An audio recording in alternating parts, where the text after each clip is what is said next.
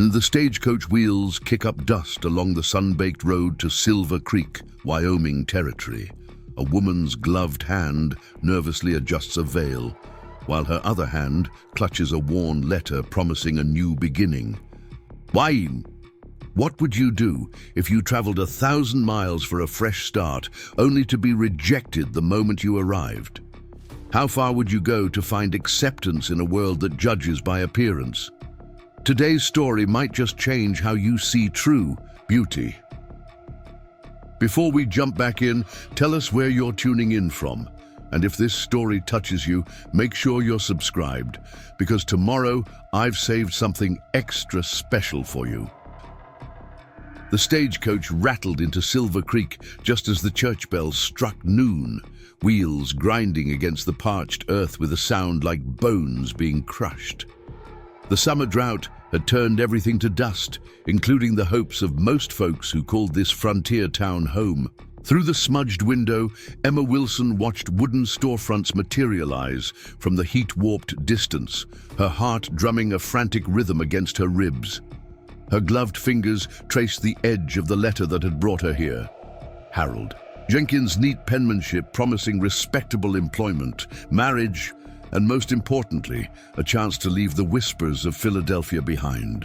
The stage lurched to a halt, and Emma adjusted the silk scarf draped carefully over the left side of her face. She had worn it for the entire 6-day journey, removing it only in the privacy of darkness.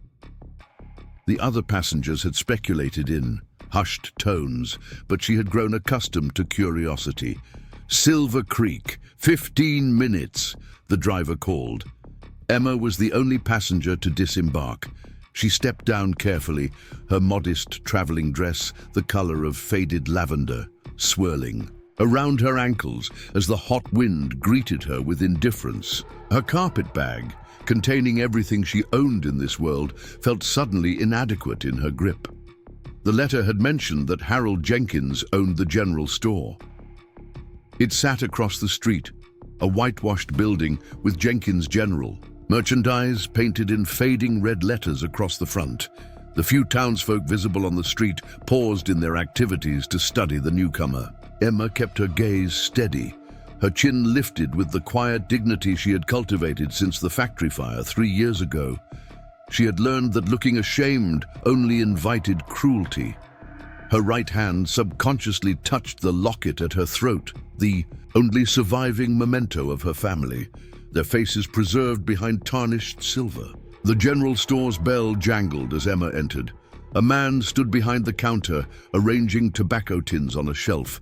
He was perhaps 40, with thinning brown hair and spectacles perched on a prominent nose. A lanky teenage boy swept the floor, pausing mid-stroke to gape at her. "Mr. Jenkins." Emma's voice emerged steadier than she felt. The man turned, a polite smile already forming. "Yes, ma'am. Harold Jenkins at your service.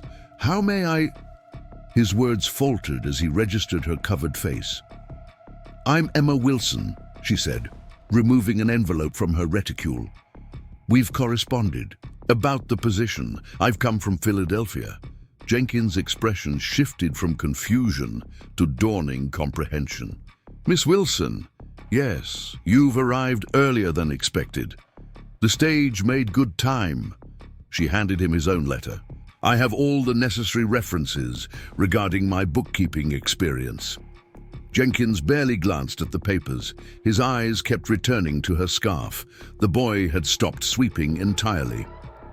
"Miss Wilson, perhaps we should speak privately." Jenkins gestured toward a door behind the counter. The back room smelled of coffee beans and leather.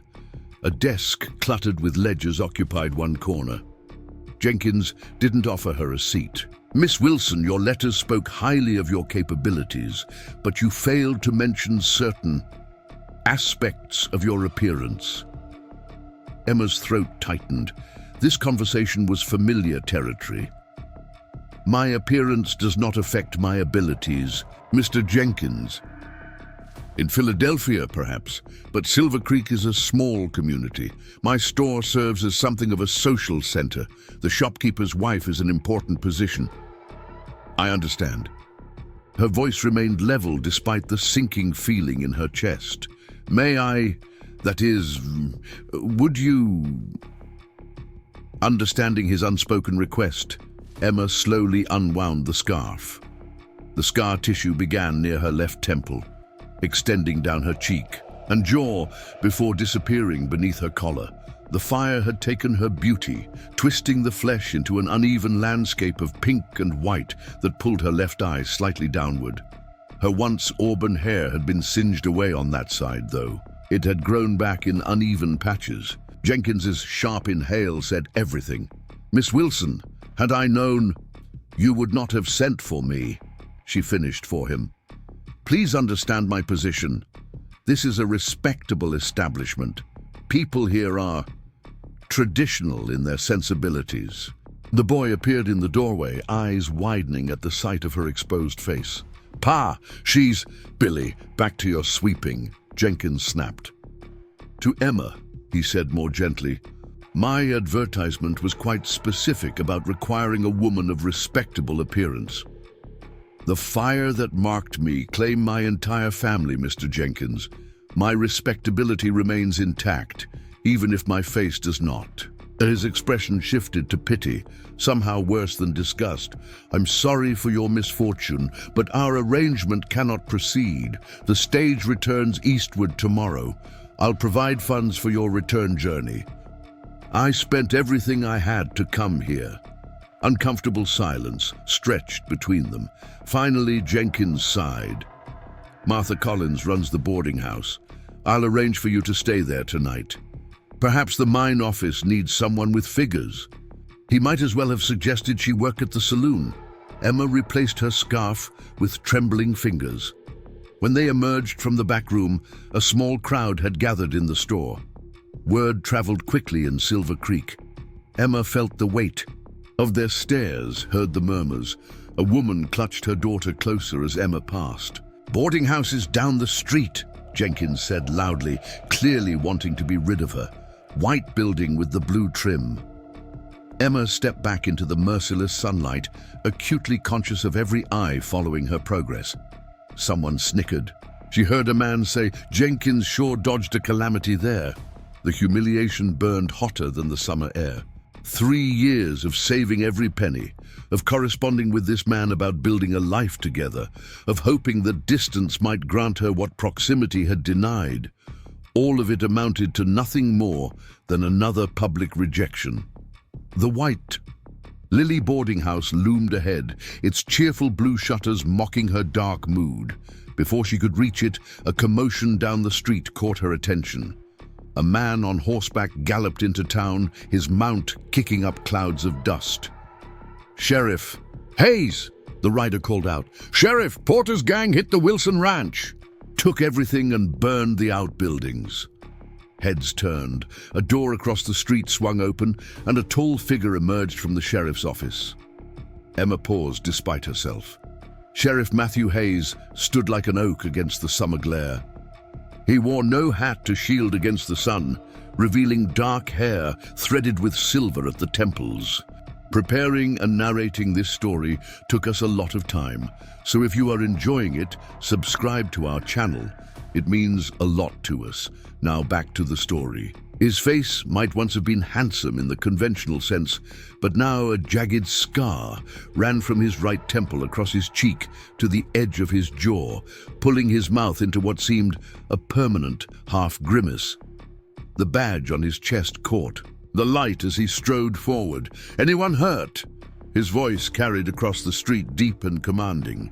"Old man Wilson got knocked around. His boy took a bullet in the shoulder." The sheriff nodded once. "Cooper," he called back toward the office. A younger man appeared. "Get the horses ready. Send word to Doc Miller. He'll have patients soon." Emma found herself unable to move as the sheriff crossed to his deputy. There was something in his efficiency, in the economy of his movements, that spoke of a man intimately familiar with crisis. His mere presence seemed to calm the gathering crowd. As he turned to mount his horse, his gaze swept the street and, for a brief moment, connected with Emma's. She couldn't have explained what passed between them in that fleeting glance. Recognition, perhaps. not of who she was, but of what she carried. His eyes, a surprising clear blue against his weathered face, showed neither pity nor revulsion. They simply acknowledged her, then moved on as duty called him elsewhere. The moment broke as the sheriff and his deputy galloped out of town, trailing dust in their wake.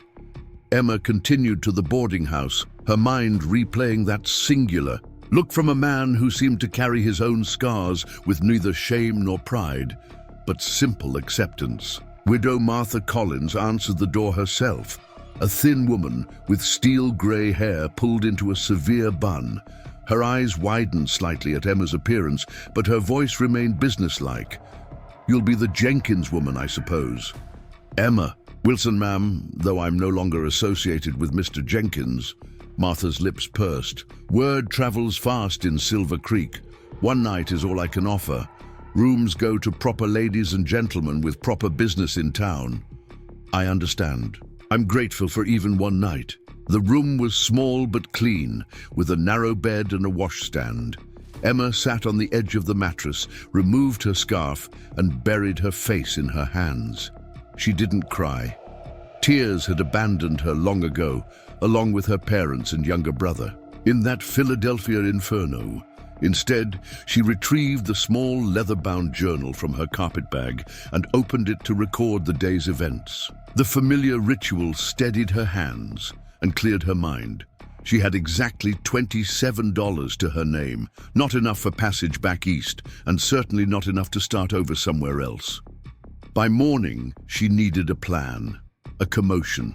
From downstairs interrupted her thoughts, male voices urgent and commanding.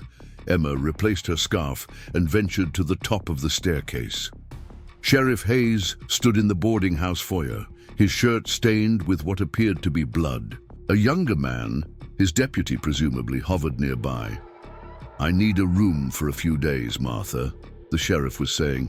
"Mine's been taken over by the doctor. Wilson boy's in bad shape." "Matthew Hayes, you know full well I don't have space with the cattle buyers in town," Martha replied. "Unless you want the attic, and that's hardly suitable with your shoulder acting up. The attic will do fine." "It's not just the attic," Martha lowered her voice, but Emma could still hear. "That scarred woman's here. Jenkins woman. Can't have a single man under the same roof as a woman of questionable character." The sheriff's response was too low to catch, but Martha's indignant reply carried. "She arrived with that face covered up, deliberately misled poor Harold. Who knows what other deceptions she's capable of?" Emma stepped back from the railing, cheeks burning beneath her scarf. She retreated to her room and closed the door quietly, leaning against it as voices continued below. The floorboards eventually creaked with approaching footsteps, passing her door and continuing upward. The sheriff had apparently won his argument. Sleep evaded Emma that night. She lay awake, staring at the ceiling as possibilities dwindled in her mind like stars being swallowed by dawn. When morning finally arrived, she dressed carefully, repacked her meager belongings, and descended to the dining room. Only one other guest was present at the early hour, Sheriff Hayes, seated alone at a corner table with coffee and a plate of untouched toast. His eyes lifted as she entered, acknowledging her presence with a slight nod before returning to the newspaper before him. The scar on his face looked more pronounced in the morning light. Martha appeared from the kitchen, her expression souring at the sight of Emma. "Breakfast is served until 8. Stage leaves at 10. "Thank you, Mrs. Collins." Emma took a seat as far from the sheriff as possible, conscious of maintaining proper decorum despite her circumstances. Martha returned with coffee for Emma, but no offer of food. The silence in the room grew uncomfortable until the front door burst open, admitting a red-faced Billy Jenkins. "Sheriff!" the boy called before noticing Emma and falling silent. "What is it, Billy?" Sheriff Hayes' voice remained calm. "Pa says to tell you Porter's gang was spotted near Thunder Ridge. 3 riders." The sheriff folded his newspaper deliberately. Tell your father. I'll look into it after I check on the Wilson boy at docks. Billy nodded, but his attention had shifted to Emma. A smirk formed on his young face. Pa says the stage might have a spare seat if she doesn't mind riding with the mail sacks. Emma kept her gaze on her coffee cup, determined not to show how the words stung. Billy. The sheriff's tone had changed, carrying a note of warning. Is that how your father raised you to speak about a lady? The boy's face flushed deeper. No, sir. Then I suggest you deliver my message and return to your chores. After Billy departed, the silence resumed until Emma gathered her courage. I should thank you, Sheriff, but your defense isn't necessary. I've grown accustomed to such reactions. Hayes studied her for a moment. Don't mistake it for charity, Miss Wilson. Silver Creek has its share of rough edges, but basic courtesy shouldn't be one of them. His directness was refreshing after months of whispers behind fans and averted gazes. Emma found herself returning his steady look. I understand you're leaving on today's stage, he continued. That appears to be the consensus of the town, though not my preference. Something in her response seemed to interest him. You intended to stay, even without Jenkins. I came west for a fresh start, Sheriff Hayes. One man's rejection doesn't change that need. He nodded slowly, considering her words. The territorial office in Cheyenne is short-handed, always looking for people who can manage figures. If you can tolerate a few more days in Silver Creek, I could arrange passage on the supply wagon headed there Tuesday. Emma blinked in surprise. Why would you help me? The sheriff's expression remained unreadable. Silver Creek lost its schoolteacher last winter. Doc's overwhelmed with paperwork. Marshal's office needs statements transcribed. He shrugged his broad shoulders. Town could use someone with education, regardless of their appearance. Before Emma could respond, the boarding house door opened again. A well-dressed older man entered, his silver-streaked beard neatly trimmed, a gold watch chain stretched across his substantial midsection. Hayes, the man acknowledged, then turned curious eyes to Emma. Mayor Blackwell, the sheriff returned evenly. Early rounds today? Word spreads quickly in Silver Creek. The mayor approached Emma's table. Miss Wilson, I presume. George Blackwell, town mayor. Emma nodded politely. Mr. Mayor, I understand there was some confusion regarding your arrangement with Jenkins. No confusion, sir. Mr. Jenkins found my appearance unsuitable for his establishment. Blackwell cleared his throat uncomfortably. Yes, well, these things happen. I've taken the liberty of securing your passage on today's eastbound stage. Consider it Silver Creek's apology for the misunderstanding. The mayor's false benevolence was somehow more insulting than outright rejection. That's very considerate, Mr. Mayor, but Sheriff Hayes has just informed me of potential employment opportunities. Blackwell's eyebrows rose. He glanced at Hayes, who maintained his impassive expression. Has he indeed? While I appreciate our good sheriff's humanitarian impulses, I must consider what's best for Silver Creek. A growing town has certain standards to maintain. Standards, Emma repeated. Appearances matter, Miss Wilson, particularly for a town hoping to attract the railroad's attention. We need to present a progressive, wholesome image. Sheriff Hayes set down his coffee, cupped with deliberate care. Interesting definition of progressive, George. The mayor's smile tightened. Matthew, might I have a word in private? The two men stepped outside, but their conversation carried through the open window. Emma remained seated, dignity preventing her from leaning closer to hear, though Martha had no such compunctions as she hovered near the curtains. Guy, completely inappropriate, Hayes, the mayor was saying. The woman is disfigured. Children would be frightened. What message does it send to have someone like that representing our town?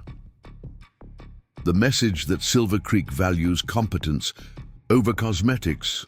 The sheriff's dry response came. She has skills this town needs. She has a face that would curdle milk. Jenkins was right to refuse her.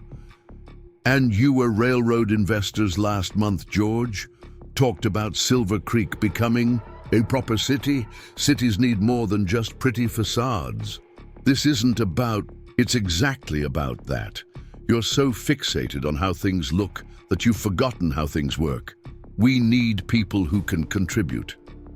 The town council won't approve. The town council approved hiring that drunk Petersham to renovate the courthouse. I think they'll survive having a competent bookkeeper with scars. The conversation continued, but Martha stepped away from the window as the men's voices lowered. She gave Emma a look that mingled curiosity with disapproval before retreating to the kitchen. When Sheriff Hayes returned alone, his expression revealed nothing of the conversation. He resumed his seat across from Emma, who found her voice despite her discomfort. I have no wish to cause discord in your town, Sheriff. Silver Creek survived the war, 3 blizzards, and a mountain lion that developed a taste for the blacksmith's chickens. It'll survive progressive thinking. A hint of humor colored his words, drawing an unexpected smile to Emma's lips. Nevertheless, perhaps the stage would be simpler. Simpler isn't always better, Miss Wilson. He hesitated, then added, Silver Creek isn't just the mayor and Jenkins. There are good people here too. As if summoned by his words, the door opened to admit a plump, cheerful-looking woman carrying a basket. Her graying hair escaped a practical bun, and her apron bore traces of flour. Matthew Hayes, I heard you spent the night in Martha's attic instead of resting that shoulder properly at Doc's, she scolded good-naturedly. Then her eyes fell on Emma, widening slightly before her smile returned. You must be Miss Wilson. I'm Sarah Parker. I run the bakery down the street.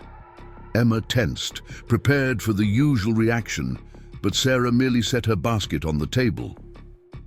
Brought fresh rolls for you both. Martha's breakfast could use improvement. She lowered her voice conspiratorially. I also heard the mayor was on one of his maintaining standards speeches. That man wouldn't recognize genuine quality if it served him pie. Sheriff Hayes's mouth twitched in what might have been amusement. Miss Wilson was considering employment options in Cheyenne. Cheyenne? That dusty government town? What skills do you have, dear? Startled by the woman's directness, Emma answered truthfully, bookkeeping primarily. I also have experience with correspondence and basic medicinal herbs. Sarah's eyes brightened. Bookkeeping. The Mercantile Committee has been looking for someone to make sense of the shipping schedules since old Peterson's eyesight failed, and Doc Miller's records are a disaster. The mayor seems to think my appearance would be detrimental to the town's image. Sarah waved dismissively. George Blackwell would find the angel Gabriel detrimental if his wings shed feathers on the town hall floor. She turned to the sheriff. Matthew, didn't you mention needing help organizing case files? Among other things. Well then, Sarah declared, it seems Silver Creek has plenty of need for Miss Wilson's skills. For the first time since arriving, Emma felt a glimmer of possibility. I wouldn't want to impose where I'm not welcome. Nonsense. The Ladies' Aid Society meets tomorrow at the church. You'll come as my guest. Once people meet you properly, this nonsense will blow over. Emma glanced at Sheriff Hayes, who watched the exchange with what appeared to be satisfaction. His blue eyes met hers, and that same unspoken understanding passed between them, not pity or charity, but recognition of someone fighting to find their place despite carrying visible wounds. Perhaps I could stay until Tuesday, Emma conceded. See if suitable arrangements can be made. Wonderful, Sarah beamed. Now, eat those rolls before they cool. Martha, she called toward the kitchen, bring butter for these poor souls. As Martha grudgingly complied and Sarah chattered about town happenings, Emma caught Sheriff Hayes studying her with an unreadable expression. When their eyes met again, he gave her a slight nod, acknowledgement not of her decision to stay, but of her courage to consider it. Emma realized that in his scarred face she saw something rare and unexpected, not just the capacity to look past her disfigurement, but the understanding that came from having one's own. Perhaps in Silver Creek, against all odds, she might find not just employment, but something she'd thought forever lost in the flames of that Philadelphia factory, a chance to be seen for who she was, rather than what had happened to her. For the first time since stepping off the stagecoach, Emma Wilson felt the tightness in her chest loosen. One small choice, one moment of courage, one unexpected ally. Sometimes that was all it took for hope to flicker back to life. The sun climbs higher over Silver Creek as Emma makes her decision. Sheriff Hayes watches her with eyes that have seen too much suffering to be fooled by surface appearances. But what happens when the town's prejudices turn dangerous? And what secrets is the sheriff hiding behind his own scars? The journey has just begun.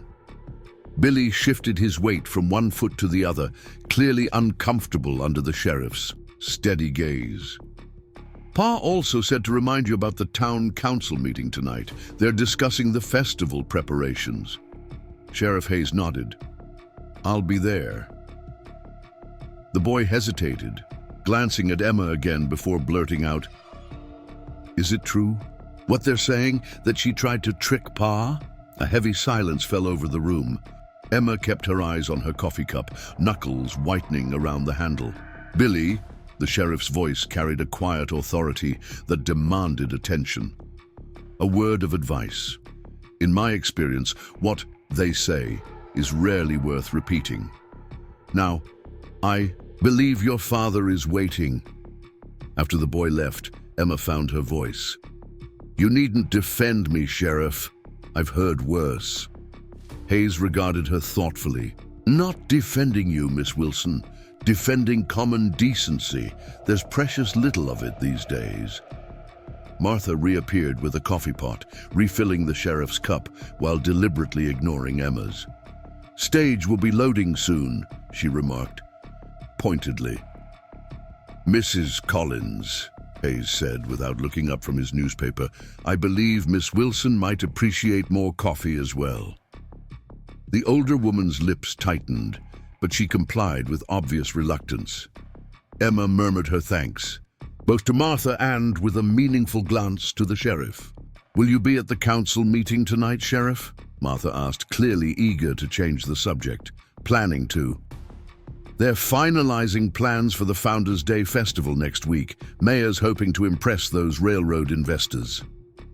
Hayes folded his newspaper. Is that why George has everyone whitewashing fence posts and planting flowers in front of empty buildings? Martha sniffed. Progress requires sacrifice, Sheriff.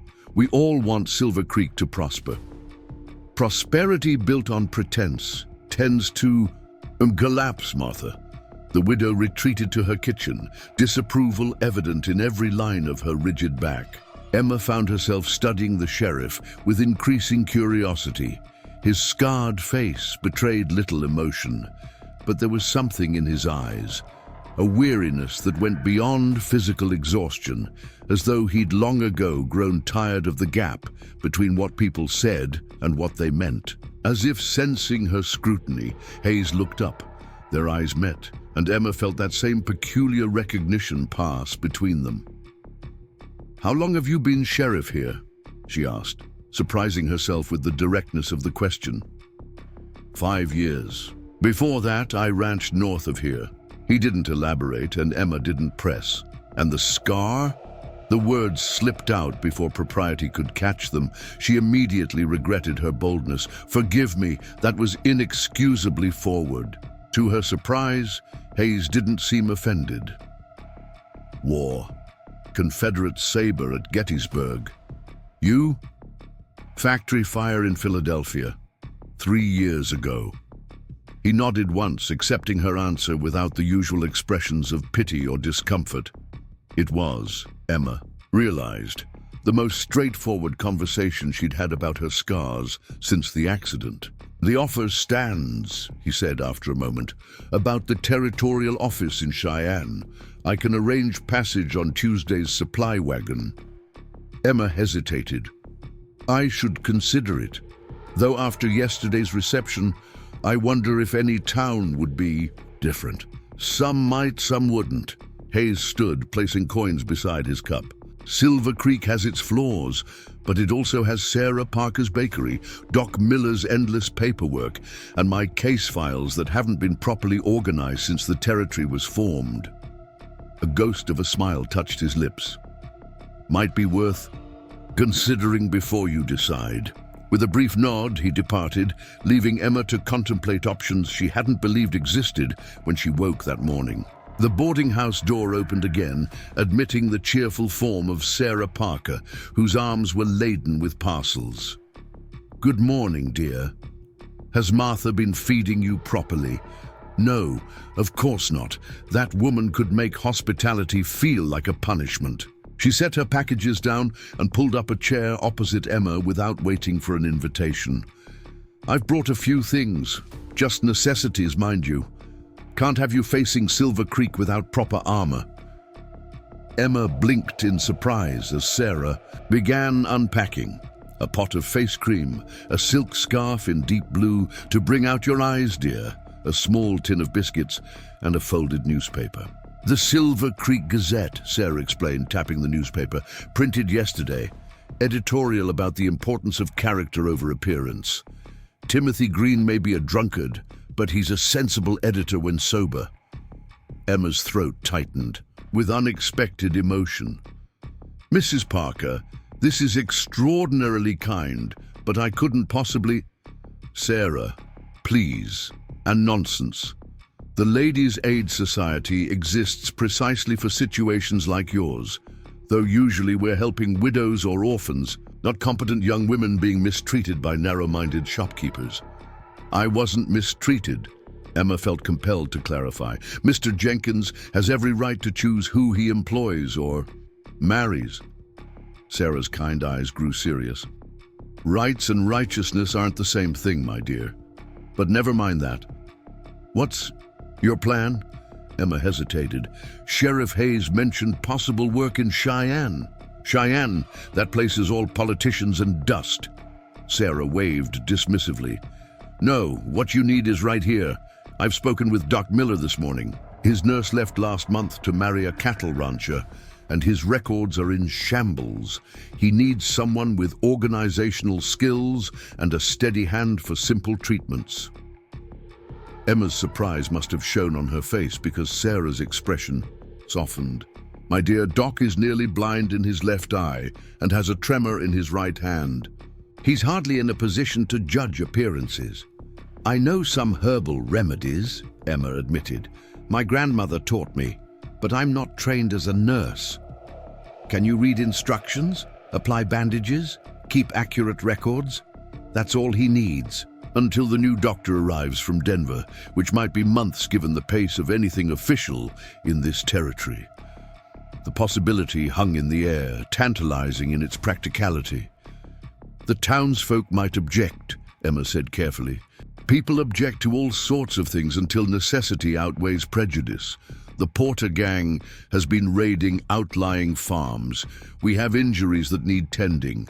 And frankly, dear, most folks are too concerned with their own troubles to fixate on your scars for long." Sarah's matter-of-fact approach was refreshing after so much awkward pity and poorly disguised revulsion.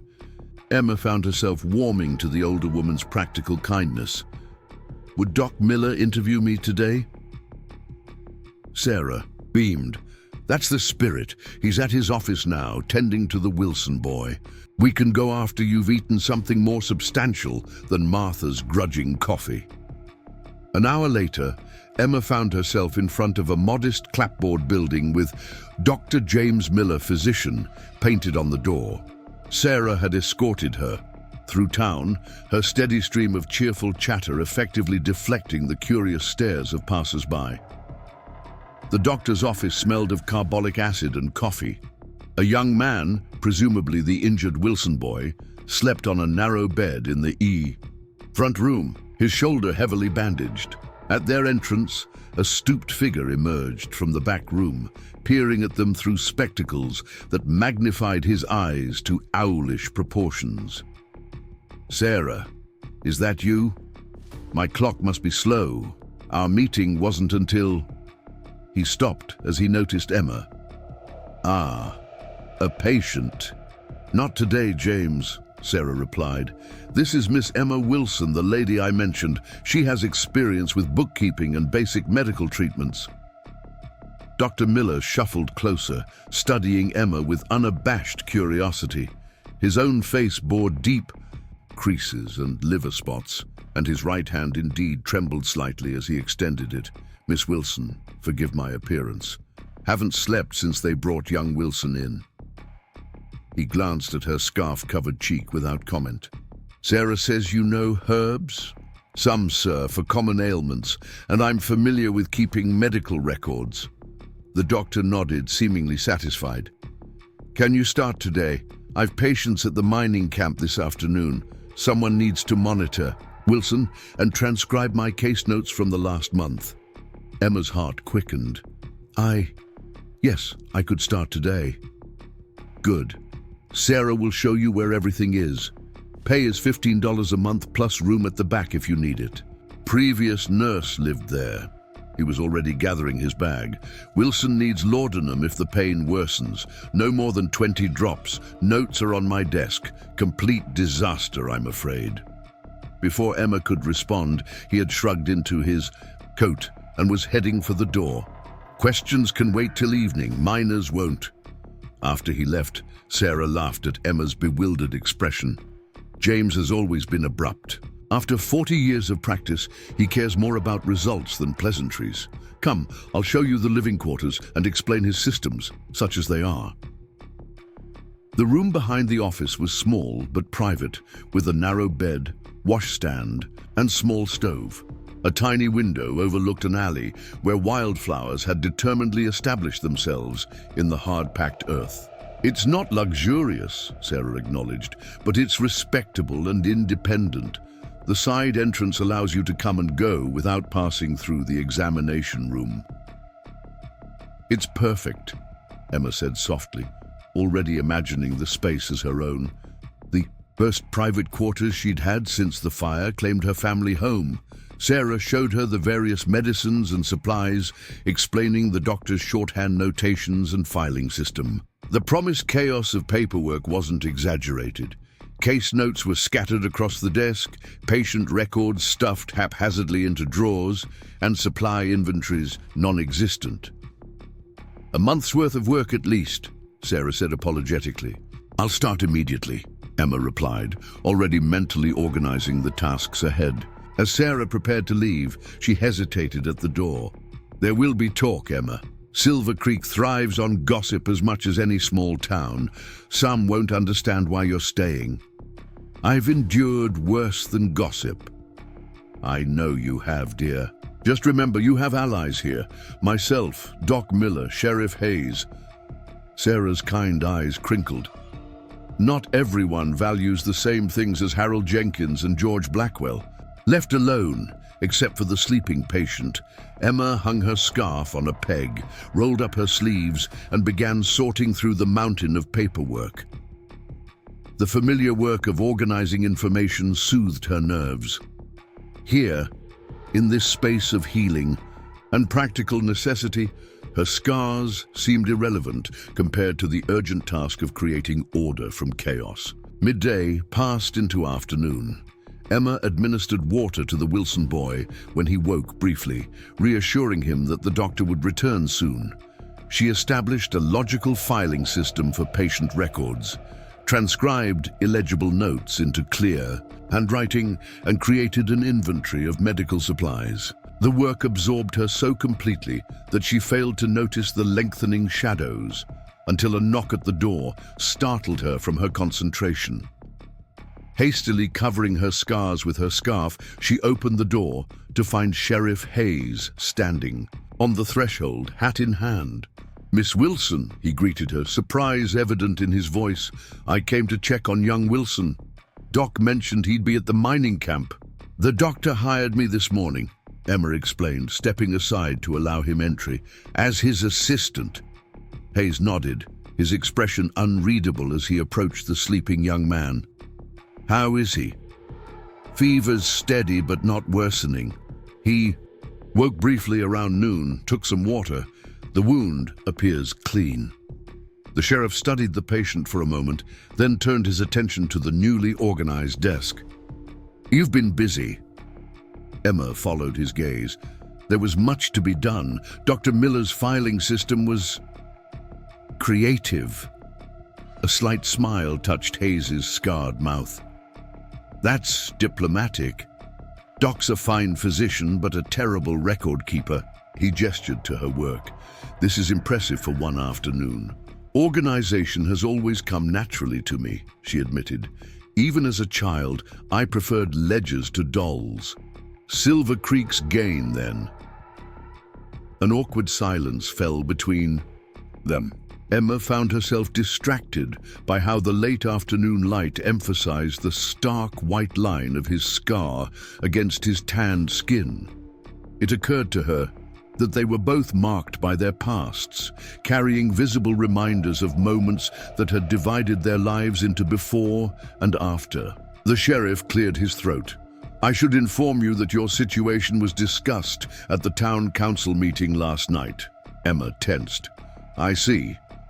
Mayor Blackwell expressed concerns about your presence, particularly with the Founders' Day festival approaching." "I understand. If my position here becomes untenable—" "You misunderstand," Hayes interrupted gently. "The council voted 4-3 in favor of allowing Doc to hire whomever he deems qualified. Your position is secure, at least officially." Relief washed over her. "And unofficially, George Blackwell rarely accepts defeat gracefully. He's particularly fixated on impressing the railroad investors who'll be attending the festival. And my face doesn't fit his vision of an attractive, prosperous town," Emma concluded. Hayes's blue eyes hardened slightly. "George's vision has always been somewhat limited." The door opened before Emma could respond, admitting Dr. Miller with his medical bag and a cloud of dust from the road. "Hayes," the doctor acknowledged, "checking on our patient." "Just leaving, Doc. Miss Wilson has been most informative about his condition." Dr. Miller nodded approvingly. Good, competent girl. Already improved my filing system." He shuffled toward his patient, seemingly uninterested in further conversation. Sheriff Hayes replaced his hat. "Miss Wilson, I'll bid you good. Evening, the deputy or I will check on Wilson again tomorrow." "Thank you, Sheriff." Emma walked him to the door, conscious of maintaining proper distance despite the small confines of the office. At the threshold, Hayes paused. "The town's gathering at the church tomorrow evening, planning for the festival. As Silver Creek's newest resident, you might consider attending." His expression remained neutral, but something in his eyes suggested the invitation held more significance than mere social courtesy. Would that be wise, given Mayor Blackwell's objections? Sometimes visibility is better than hiding. His gaze flickered briefly to her scarf. "But that's your decision to make." After he left, Emma returned to her work, mind churning with conflicting thoughts. She had secured employment and lodging, more than she'd dared hope for after yesterday's humiliation. Yet the sheriff's words about visibility lingered.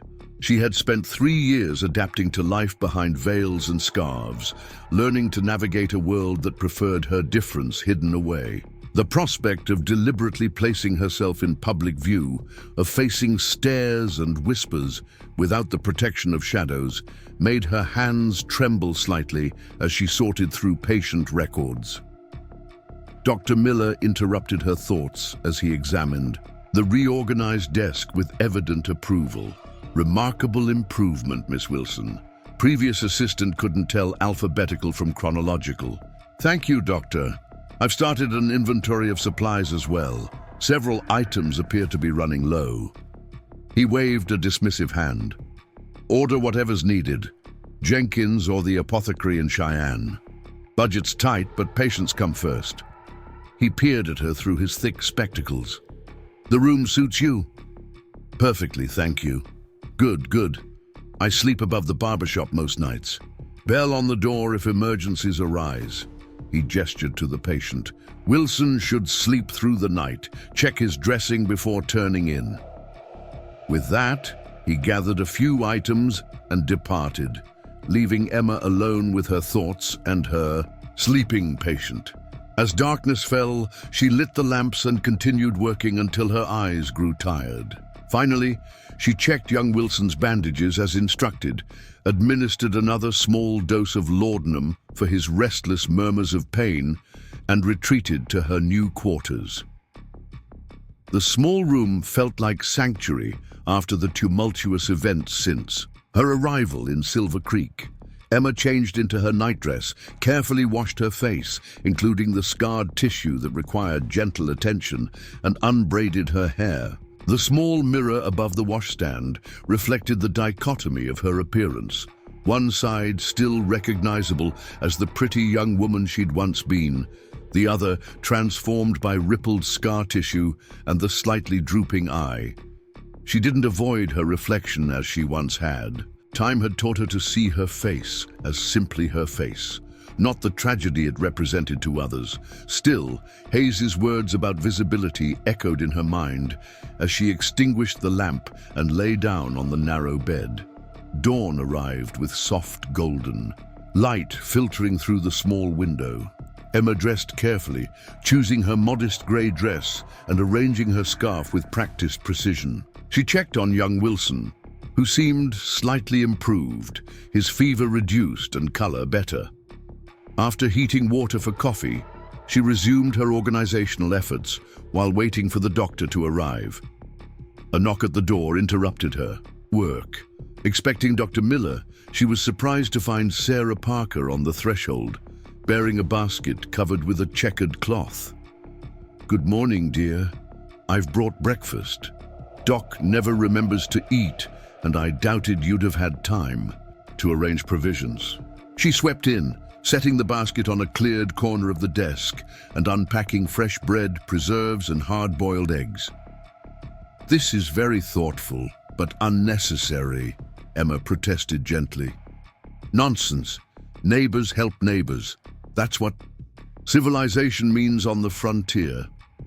Sarah poured coffee into 2 cups she'd brought. "Besides, I wanted to hear how your first evening went." As they shared the simple breakfast, Emma recounted her conversation with Sheriff Hayes regarding the town council's vote. Sarah nodded knowingly. 4-3 sounds right.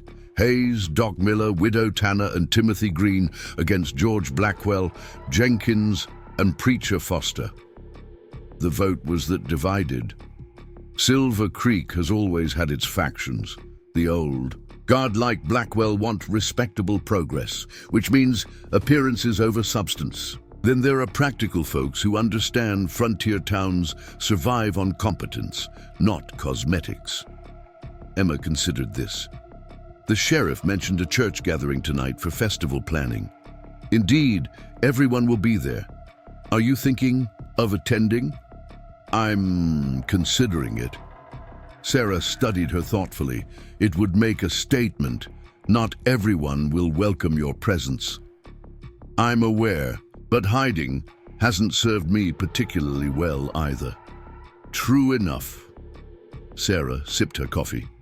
If you decide to go, I'll accompany you. Safety in numbers, as they say. Their conversation was interrupted by the arrival of Dr. Miller, who seemed pleasantly surprised by the breakfast spread. As Sarah departed with promises to return later, the doctor examined young Wilson and pronounced him improving. "Good nursing, Miss Wilson. Continue the current treatment. I'll be seeing patients here this morning if you'd care to observe. Practical. Experience complements book knowledge." The morning passed in a flurry of activity as townspeople arrived with various ailments.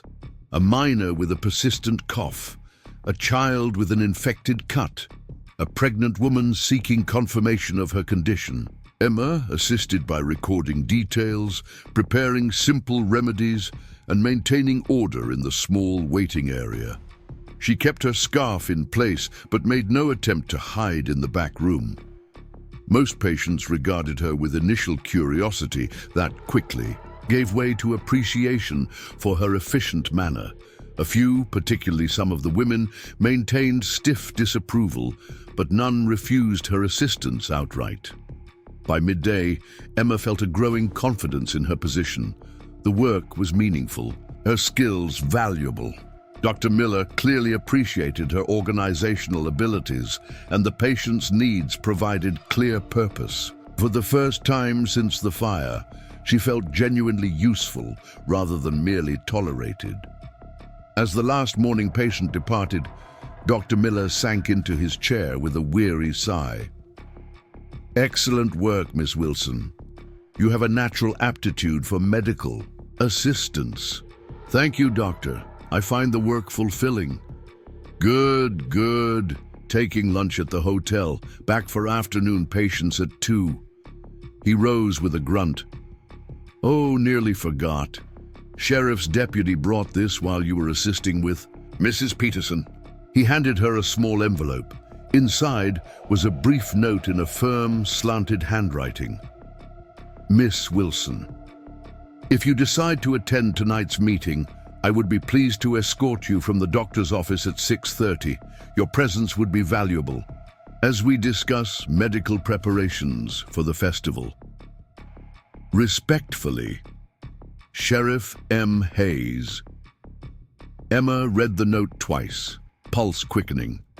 The invitation was professionally worded, focused on practical reasons for her attendance. Yet she sensed an underlying message, an offer of support, perhaps even protection, should she choose to step fully into public view. After Dr. Miller departed, Emma sat beside the sleeping Wilson boy, note in hand, weighing her options. Attending meant deliberate exposure to potential hostility from those who, like Mayor Blackwell and Harold Jenkins, saw her scars as an affront to their vision of propriety. Declining meant continued safety in partial shadows, but also tacit acceptance that her place was on the margins.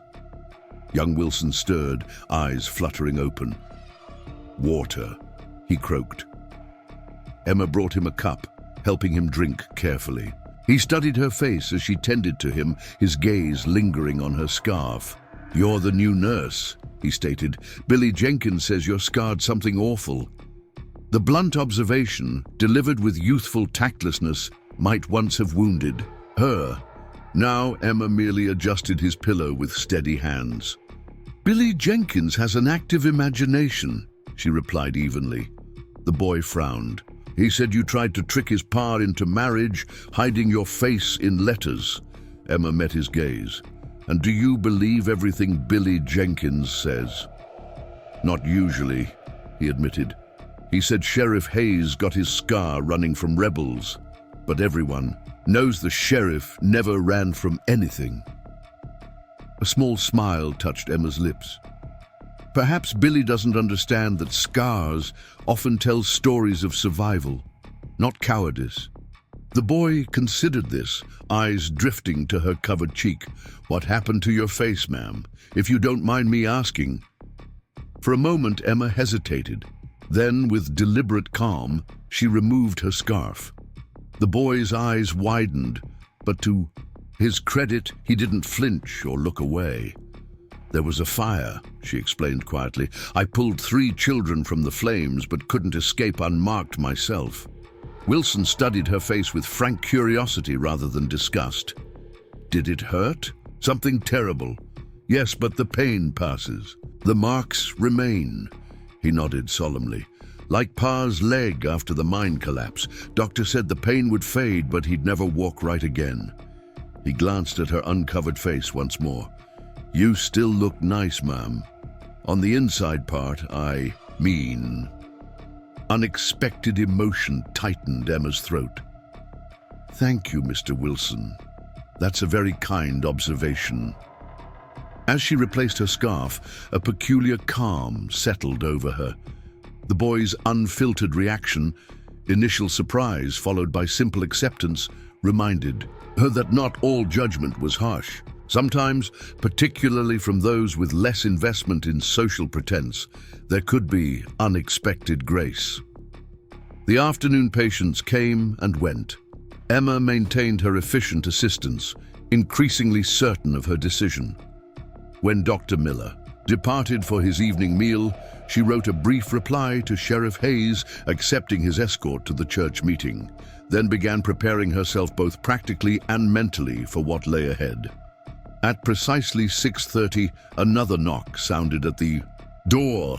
Emma, dressed in her best navy blue dress, with her hair neatly arranged and her scarf carefully positioned, opened it to find Sheriff Hayes standing on the threshold. He had clearly made an effort with his appearance. His shirt was crisp, his usual trail dust absent, though he remained in his practical work clothes rather than Sunday best. "Miss Wilson," he greeted her, hat in hand. "You've decided to attend, then?" "I have." She stepped outside, closing the door behind her. "Dr. Miller will watch over young Wilson this evening." Hayes offered his arm with formal correctness. "The meeting begins at 7. We should arrive precisely on time, not early enough to create awkwardness, not late enough to draw excessive attention." As they walked down Silver Creek's main street, Emma sensed the deliberate strategy in his manner. By escorting her openly but without fanfare, he normalized her presence while extending the protection of his official position. "You've considered this carefully," she observed. A hint of that rare smile touched his lips. "In my experience, new situations benefit from tactical thinking." "Is that what I am, Sheriff? A tactical situation?" He glanced down at her, his blue eyes serious beneath their hint of amusement. "You're a capable woman, making a place for yourself despite circumstances that would defeat many. My tactical thinking merely supports what you've already begun." The simple assessment, delivered without flattery or condescension, warmed Emma, more than elaborate compliments might have. As they approached the white-clabbered church, where lamplight spilled from windows and the murmur of voices could already be heard, she straightened her shoulders. "Whatever happens in there," she said, quietly, "I appreciate your support, Sheriff." "Matthew," he replied, "if we're walking into battle together, you might as well use my given name." She looked up at him, momentarily startled by the personal concession. His scarred face remained composed, but something in his eyes, a mixture of respect and something warmer, gave her courage. "Very well, Matthew," she said. "Shall we proceed?" With a nod, he escorted her up the church steps and through the doors, into the full gaze of Silver Creek's assembled citizens. The church fell silent as Emma and Sheriff Hayes entered.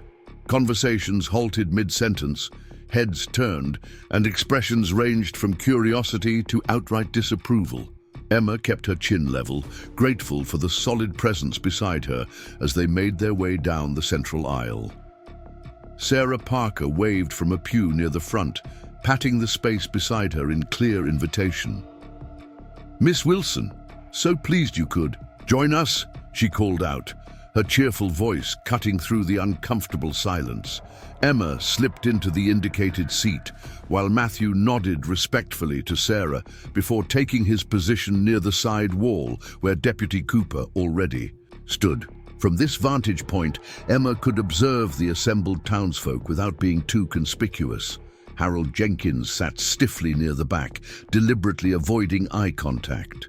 His son Billy whispered something to another boy, both glancing in her direction with poorly concealed curiosity. Mayor Blackwell stood at the front beside Preacher Foster, his expansive frame clothed in a suit that emphasized his prosperity. His expression darkened momentarily upon noticing Emma, but he quickly masked it with a politician's practiced smile. "Friends and neighbors," he began, spreading his arms in welcome, "thank you for gathering this evening to finalize preparations for our annual Founders' Day Festival. This year's celebration holds special significance as representatives from the Western Union Railroad will be in attendance, considering Silver Creek for their new regional hub. A murmur of excitement rippled through the congregation. The mayor continued, "Should they select our fair town, prosperity would follow. Jobs, commerce, increased property values. Our duty is to present Silver Creek at its very finest." Emma felt, rather than saw, several glances directed her way, subtle but pointed. Sarah squeezed her hand reassuringly. "Committee reports, please," Blackwell continued. "Mrs. Tanner regarding decorations?" A thin, elderly woman rose from the front pew. "The Ladies' Aid Society has completed 27 banners and 40 yards of bunting. We'll begin hanging them Monday, weather permitting." "Excellent. Mr. Jenkins, provisions?" Harold stood, straightening his waistcoat. "The general store has secured additional supplies from Denver. Extra flour, sugar, coffee and spirits will arrive Saturday. Prices will remain fair despite increased demand." He sat down without once looking in Emma's direction. "Very good. Now regarding medical preparations." Blackwell's gaze swept past Emma to land on Dr. Miller, who dozed lightly at the end of a pew. "Dr. Miller?" The elderly physician startled awake. "What? Yes, medical, quite prepared." He squinted around the room until he located Emma. "Miss Wilson has reorganized supplies, bandages, laudanum, ointments, all arranged alphabetically. Now, most efficient." Every eye turned toward Emma. She felt heat rising in her cheeks, but maintained her composure, focusing on Sarah's encouraging smile rather than the less welcoming expressions surrounding her. "Ah, yes, Miss Wilson," Blackwell said, his tone carefully neutral. "I understand you've taken a position with our good doctor." "Yes, Mr. Mayor, temporarily, while I consider more permanent arrangements." "How prudent." His gaze lingered momentarily on her scarf before moving on. "Sheriff Hayes, security measures?" Matthew straightened from his position against the wall. "Additional patrols during festival days. Deputy Cooper and I will alternate shifts.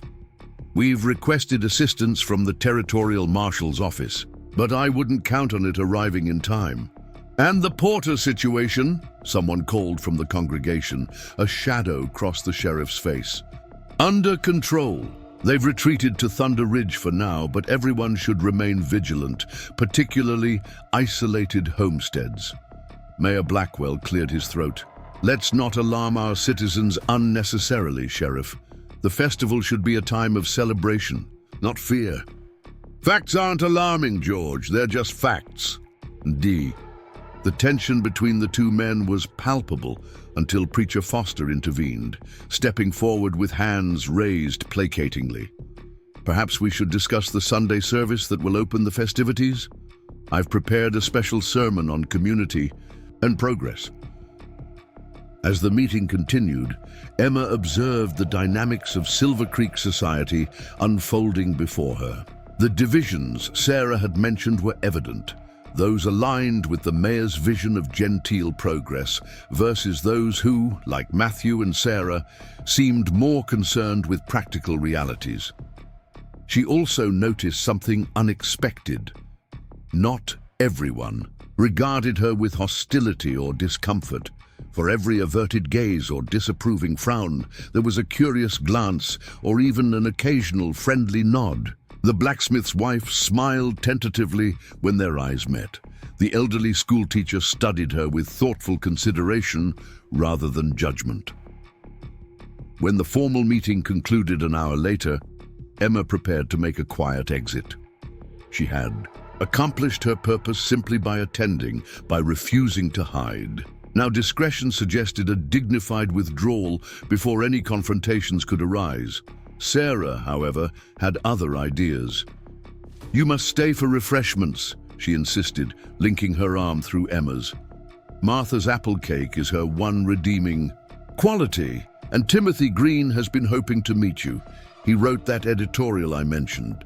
Before Emma could protest, she found herself being guided toward the side table, where coffee and cake were being served. Sarah moved through the crowd with practiced ease, greeting neighbors and introducing Emma as Doc Miller's new assistant, all the way from Philadelphia, and ever so knowledgeable about medicinal herbs. Some responded with polite reserve, others with genuine welcome.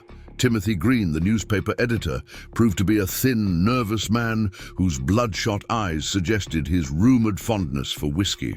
"Miss Wilson, delighted," he said, pumping her hand enthusiastically. "Read your references when you first arrived. Impressive mathematical background. Ever considered journalism? The Gazette needs someone who can balance the books." "I'm afraid. My experience is limited to medical and business records, Mr. Green. And they're pity. Still, Silver Creek benefits from educated newcomers, regardless of their circumstances." His gaze flickered briefly to her scarf, then away. "My late wife suffered burns from a stove explosion. Taught me much about courage. Your presence here tonight shows similar mettle." His simple acknowledgement of both her scars and her courage touched Emma deeply. "Thank you, Mr. Green. Your editorial was most supportive. Merely stated facts. Beauty's skin deep. Character runs to the bone." He glanced over her shoulder, his expression souring slightly. "Prepare yourself, Jenkins approaching, looking determined." Emma turned to find Harold Jenkins making his way toward them, his son Billy trailing reluctantly behind. The shopkeeper's expression was stiff with forced civility. "Miss Wilson," he greeted her formally, "I understand you've secured employment with Dr. Miller." "Yes, Mr. Jenkins. The position suits my skills admirably." He nodded awkwardly. "That's fortunate. Billy has something he wishes to say to you." The lanky teenager stepped forward, eyes downcast, clearly under duress. "I apologize for my uncouth remarks, Miss Wilson. It was unbecoming of a gentleman."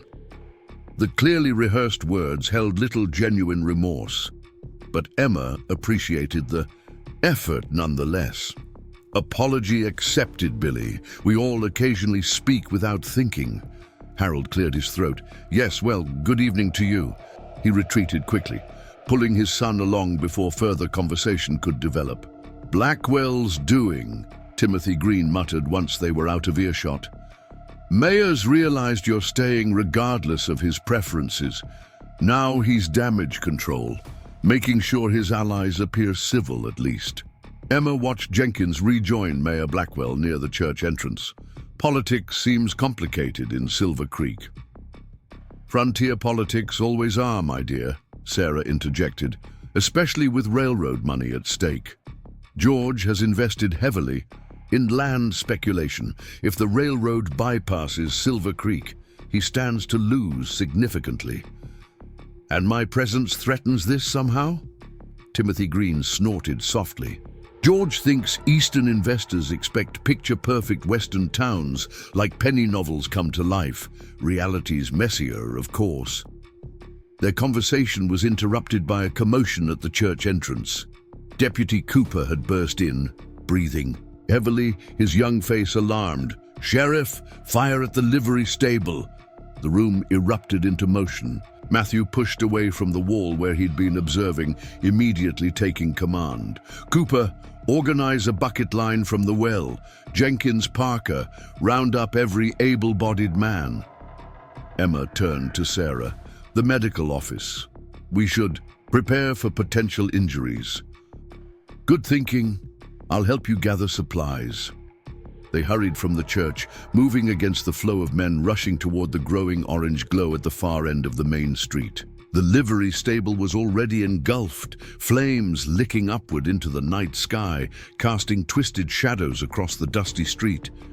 Dr. Miller appeared beside them, surprisingly spry despite his age. "Miss Wilson, good thinking. We'll need burn, ointment, clean bandages, laudanum. Already prepared, Doctor. I inventoried everything this afternoon." "Excellent, excellent. Lead the way." They reached the medical office as the bucket brigade formed. Emma quickly gathered the necessary supplies into a large basket while Sarah prepared the examination room. Through the window, Emma could see Matthew directing operations, his tall figure outlined against the flames as he organized the firefighting effort. The first injuries arrived within minutes. Minor burns, smoke inhalation, cuts from broken glass as windows shattered in the heat. Emma worked efficiently alongside Dr. Miller, cleaning wounds, applying ointments, and maintaining a calm demeanor that helped settle the more agitated patients.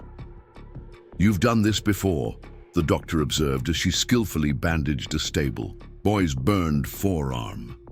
"The factory fire," she replied quietly. "I helped tend the survivors while waiting for my own wounds to heal." He nodded, understanding in his rheumy eyes. Experience born of tragedy often serves others well. The night wore on. The fire was eventually contained, though the livery stable couldn't be saved. By dawn, Emma had treated over a dozen townspeople for various injuries. Her hands were steady, her mind clear, focused entirely on the tasks before her rather than the reactions to her increasingly visible presence. As the crisis subsided, she stepped outside for a moment of fresh air.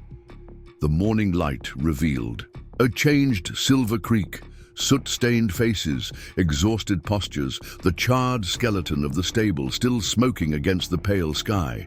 Yet there was something else too, a sense of community forged in shared adversity. Sheriff Hayes approached, his face streaked with ash, uniform singed at the edges. A nasty burn marked his left forearm, where his sleeve had been rolled up. "That needs treatment," Emma said without preamble. "Others need it more." "They've been treated. You're the last." She gestured toward the office. "Please, Sheriff, infection doesn't care about self-sacrifice." Something in her tone must have convinced him. He followed her inside, where the last patients were being discharged. Dr. Miller had finally succumbed to exhaustion, dozing in his chair while Sarah covered him with a blanket. "Over here," Emma directed Matthew to the washing basin. "We need to clean it thoroughly first." He submitted to her ministrations without protest, watching as she gently cleaned the burn with cool water. During the night's activities, her scarf had slipped repeatedly until she'd finally removed it entirely for practicality's sake. Now, in the clear morning light, her scarred face was fully visible as she concentrated on her work. "How bad is it?" he asked, referring to his arm. "Second degree, but clean. It will heal well if properly treated." She applied a soothing ointment made from comfrey and calendula. "My grandmother's recipe, more effective than the commercial preparations. Smells better too." A small smile touched her lips as she began bandaging his arm with practiced efficiency. "You led well tonight. The town responded to your authority without question. Crisis simplifies relationships. No time for politics or prejudice when fire's concerned." If only that clarity could remain afterward. Matthew studied her face. Not the scars themselves, but her expression as she worked. It might for some. Emma secured the bandage and stepped back, suddenly self-conscious about her uncovered face. She reached for her scarf, which lay discarded on a nearby table. "You don't need that," Matthew said quietly. "Not on my account." Their eyes met, and that familiar understanding passed between them. Deeper now after the shared experience of the night. Before Emma could respond, the office door opened to admit Mayor Blackwell. He paused momentarily upon seeing Emma's uncovered face, but recovered quickly. "Sheriff, I need your report on the fire, specifically whether it was accidental or otherwise." Matthew's expression closed. "Investigation's ongoing, George. You'll have my findings when they're complete." "The timing is suspicious with the festival approaching. If Porter's gang is responsible, I'll determine that through evidence, not speculation." Matthew turned back to Emma. Thank you for your assistance, Miss Wilson. Your skills were invaluable tonight. The formal tone signaled a return to their public roles. Emma nodded, understanding his need to maintain professional distance in the mayor's presence. Rest that arm, Sheriff. Change the bandage tomorrow. After Matthew and the mayor departed, Emma finally allowed herself to acknowledge her exhaustion. Sarah insisted she rest while volunteering to watch over the office.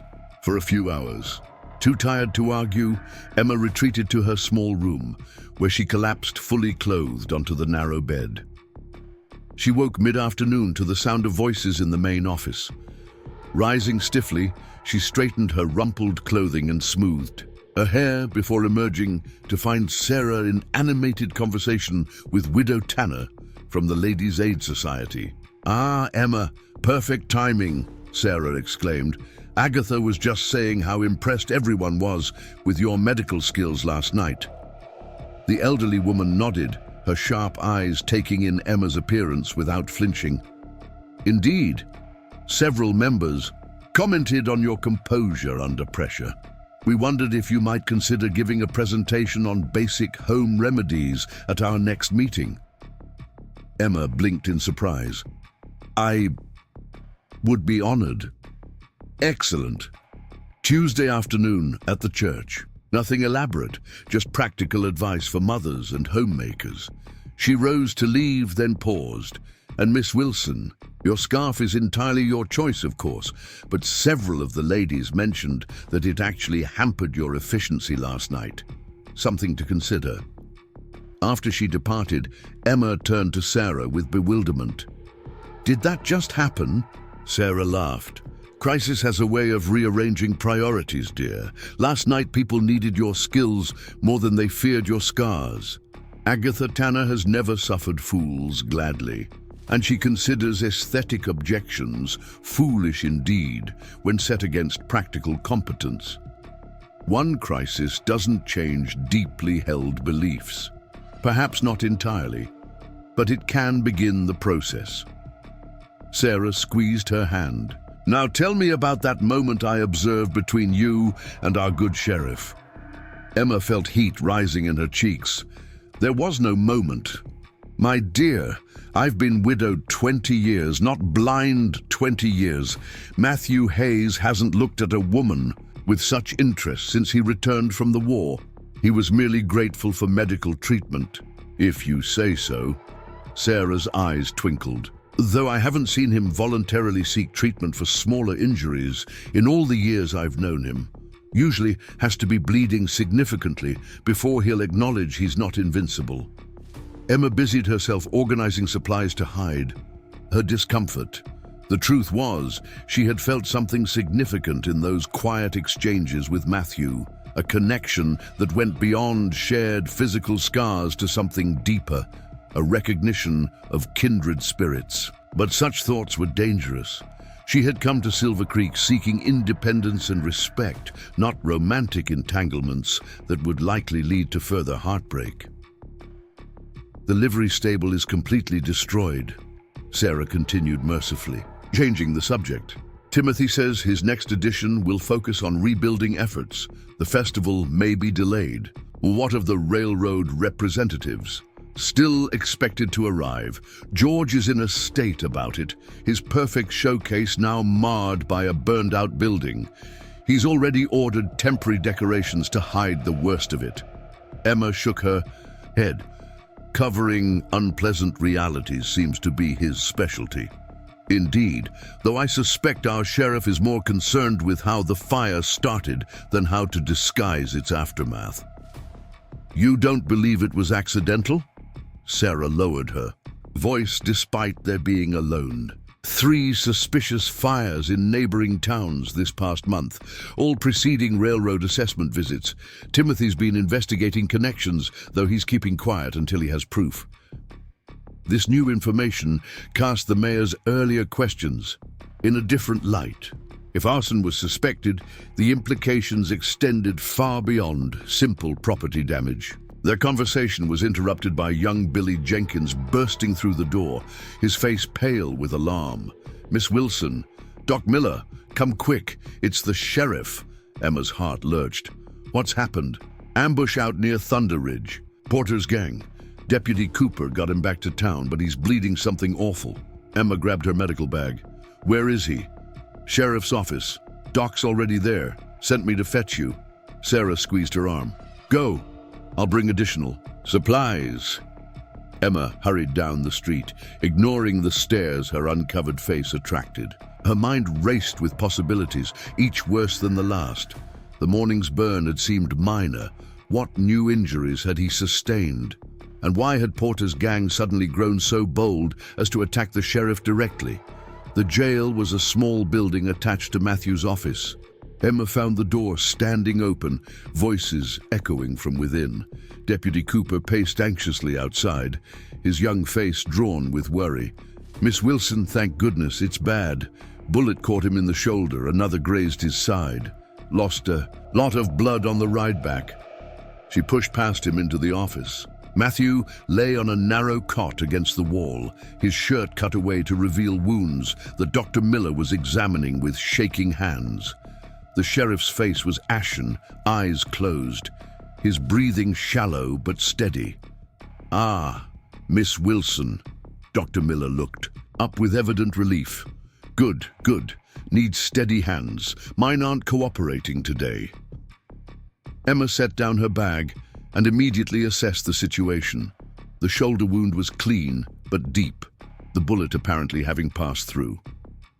The second, injury along his ribs, was a bloody furrow where a bullet had carved a path through flesh without penetrating deeply. What happened? She asked as she began cleaning the wounds. Deputy Cooper answered from the doorway. Checking reports of Porter's gang near Thunder Ridge. Walked right into it. 4 men with rifles on the high ground. Sheriff took 2 bullets. Getting us out of there. Us? Emma glanced up briefly. Timothy Green was along, gathering information for his newspaper. Sheriff insisted on escorting him after those threats last week. Dr. Miller shook his head. Foolish, dangerous territory. Porter's been growing bolder. Emma worked with focused precision, cleaning both wounds thoroughly before applying disinfectant. That made Matthew stir and groan without fully waking. The shoulder needs stitching, she observed. Doctor? Miller attempted to thread a needle, his hands trembling visibly. Can't manage it today. Old age catching up, I'm afraid. I can do it, Emma said firmly. I've assisted with similar procedures. The doctor studied her face, then nodded. Good idea. Steady your hands. I'll observe. As Emma prepared to suture the wound, Sarah arrived with additional supplies. How is he? Stable, but weakened from blood loss, Emma replied without looking up from her work. We need to prevent infection and monitor him closely. Sarah helped position Matthew, while Emma began the delicate process of stitching the ragged edges of the shoulder wound together. Her hands remained perfectly steady, her focus absolute as she worked. You've done this before, Sarah observed quietly. After the factory fire, the hospital was overwhelmed. Those of us with steady hands were taught basic procedures. Emma tied off another neat stitch. Though I never imagined using those skills here. As she worked, Matthew's eyes fluttered open briefly, clouded with pain. Emma, he murmured, his voice barely audible. I'm here, she replied softly. Stay still. I'm nearly finished. His eyes closed again, but his breathing seemed easier. Emma completed the sutures, then applied her grandmother's special ointment to both wounds before bandaging them securely. He shouldn't be moved, she told Deputy Cooper. The ride to Doc's office might reopen the wounds. Cooper nodded. He has quarters in the back, narrow but comfortable enough. I'll stay and monitor him, Emma decided. Dr. Miller needs rest, and I can manage changing bandages and administering medication. The doctor didn't argue, clearly exhausted from the strain. Check for fever hourly, laudanum for pain, send for me if his condition worsens. After he departed, supported by Sarah, Emma arranged a chair beside Matthew's cot and prepared for her vigil. Deputy Cooper hovered anxiously until she assured him she would call immediately if needed. "I should be out there hunting Porter," he muttered, pacing the small office. "The sheriff would want you protecting the town," Emma reminded him gently, "especially with the festival approaching. Porter's getting too bold. First the Wilson ranch, then the livery fire." "The fire? You believe Porter was responsible?" Cooper halted his pacing, suddenly cautious. "Sheriff's investigating the possibility. Nothing certain yet." "But why target Silver Creek specifically?" "There must be easier targets for simple theft." The young deputy shrugged uncomfortably. "Can't say, ma'am. Sheriff handles the investigations." His evasiveness suggested he knew more than he was willing to share, but Emma didn't press. Her priority was Matthew's recovery, not unraveling the mysteries of Porter's motivations. As evening approached, Emma maintained her vigil. Matthew drifted between unconsciousness and brief moments of painful awareness. During one such interval, his eyes found hers, clearer than before. "You're still here," he observed, voice rough, with pain. "Of course." She helped him sip water from a tin cup. "How's the pain?" "Manageable." His gaze dropped to her bare face, lingering on the scars she'd forgotten to conceal in her haste. "You're not wearing your scarf." Self-consciousness flooded her, but she resisted the urge to turn away. It seemed impractical under the circumstances. A faint smile touched his lips. "Suits you. Freedom." Before she could respond, his eyes closed again, as exhaustion reclaimed him. Emma remained motionless for several moments, his words echoing in her mind. Freedom. The concept seemed foreign after years of concealment, yet she recognized the truth in it. These past 2 days, first at the church meeting, then during the fire, and now here, she had focused on necessity rather than hiding, and somehow the world hadn't ended. Night deepened outside the office windows. Deputy Cooper brought her a tray of food from the hotel dining room and offered to take over the watch, but Emma declined. She checked Matthew's bandages, administered small doses of laudanum when pain visibly creased his features, and monitored his temperature with a hand gently pressed to his forehead. During quiet moments between these tasks, she studied his face. In repose, the scar that pulled at his mouth and jaw looked silver in the lamplight. She wondered about the man who bore it, what he had seen during the war, what had brought him to this frontier town, why he alone had looked at her from the first moment with simple recognition, rather than pity or revulsion. Shortly after midnight, the office door creaked open. Emma looked up, expecting Deputy Cooper, but instead found Mayor Blackwell's imposing figure silhouetted against the darkness. "Miss Wilson," he acknowledged with evident surprise. "I thought Dr. Miller would be attending our sheriff." "The doctor needed rest. I'm fully capable of monitoring the patient's condition." Blackwell closed the door behind him, studying the scene with poorly concealed disapproval. "Most irregular. A single woman alone with an unconscious man. Medical necessity supersedes social conventions, Mr. Mayor." "Indeed." He approached the cot, looking down at Matthew with an expression Emma couldn't quite interpret, concern mingled with something harder. "How serious are his injuries?" "Significant blood loss, but the wounds themselves are clean. With proper care and no infection, he should recover fully." Good. Silver Creek needs its sheriff, especially now." Blackwell's gaze shifted to Emma, taking in her uncovered face without reaction. "Cooper mentioned Porter's gang was responsible. So I understand. Did Hayes say anything before losing consciousness? Any details about what happened?" Emma's instincts prickled at the mayor's intense interest. "Nothing specific. He's been largely unconscious since arriving. A pity. We need information to protect the town properly." Blackwell moved toward Matthew's desk, eyes scanning the papers there. I should review his notes, as acting authority while he's incapacitated. I don't believe the sheriff would appreciate anyone disturbing his official documents, Emma said firmly. Deputy Cooper is maintaining law enforcement in his absence. The mayor's expression hardened. Cooper is barely more than a boy. This situation requires experienced leadership, which he'll have once Sheriff Hayes recovers. The best way to support that recovery is to allow him undisturbed rest. A tense silence stretched between them. Emma remained seated, but her posture conveyed unmistakable resolve. After a moment, Blackwell stepped away from the desk. Very well. Please inform me when he's conscious enough for questioning. At the door, he paused. Miss Wilson, your dedication is commendable, but I would caution against becoming too personally invested in our sheriff's welfare. He carries burdens you may not fully understand. After he departed, Emma pondered his cryptic warning. What did Blackwell know about Matthew that would prompt such a statement? And why was he so interested in the details of the ambush? Her thoughts were interrupted by a soft groan from the cot. Matthew stirred, eyes opening with greater clarity than before. Blackwell was here, he stated rather than asked. Yes, he seemed particularly interested in what you might have learned about Porter's gang.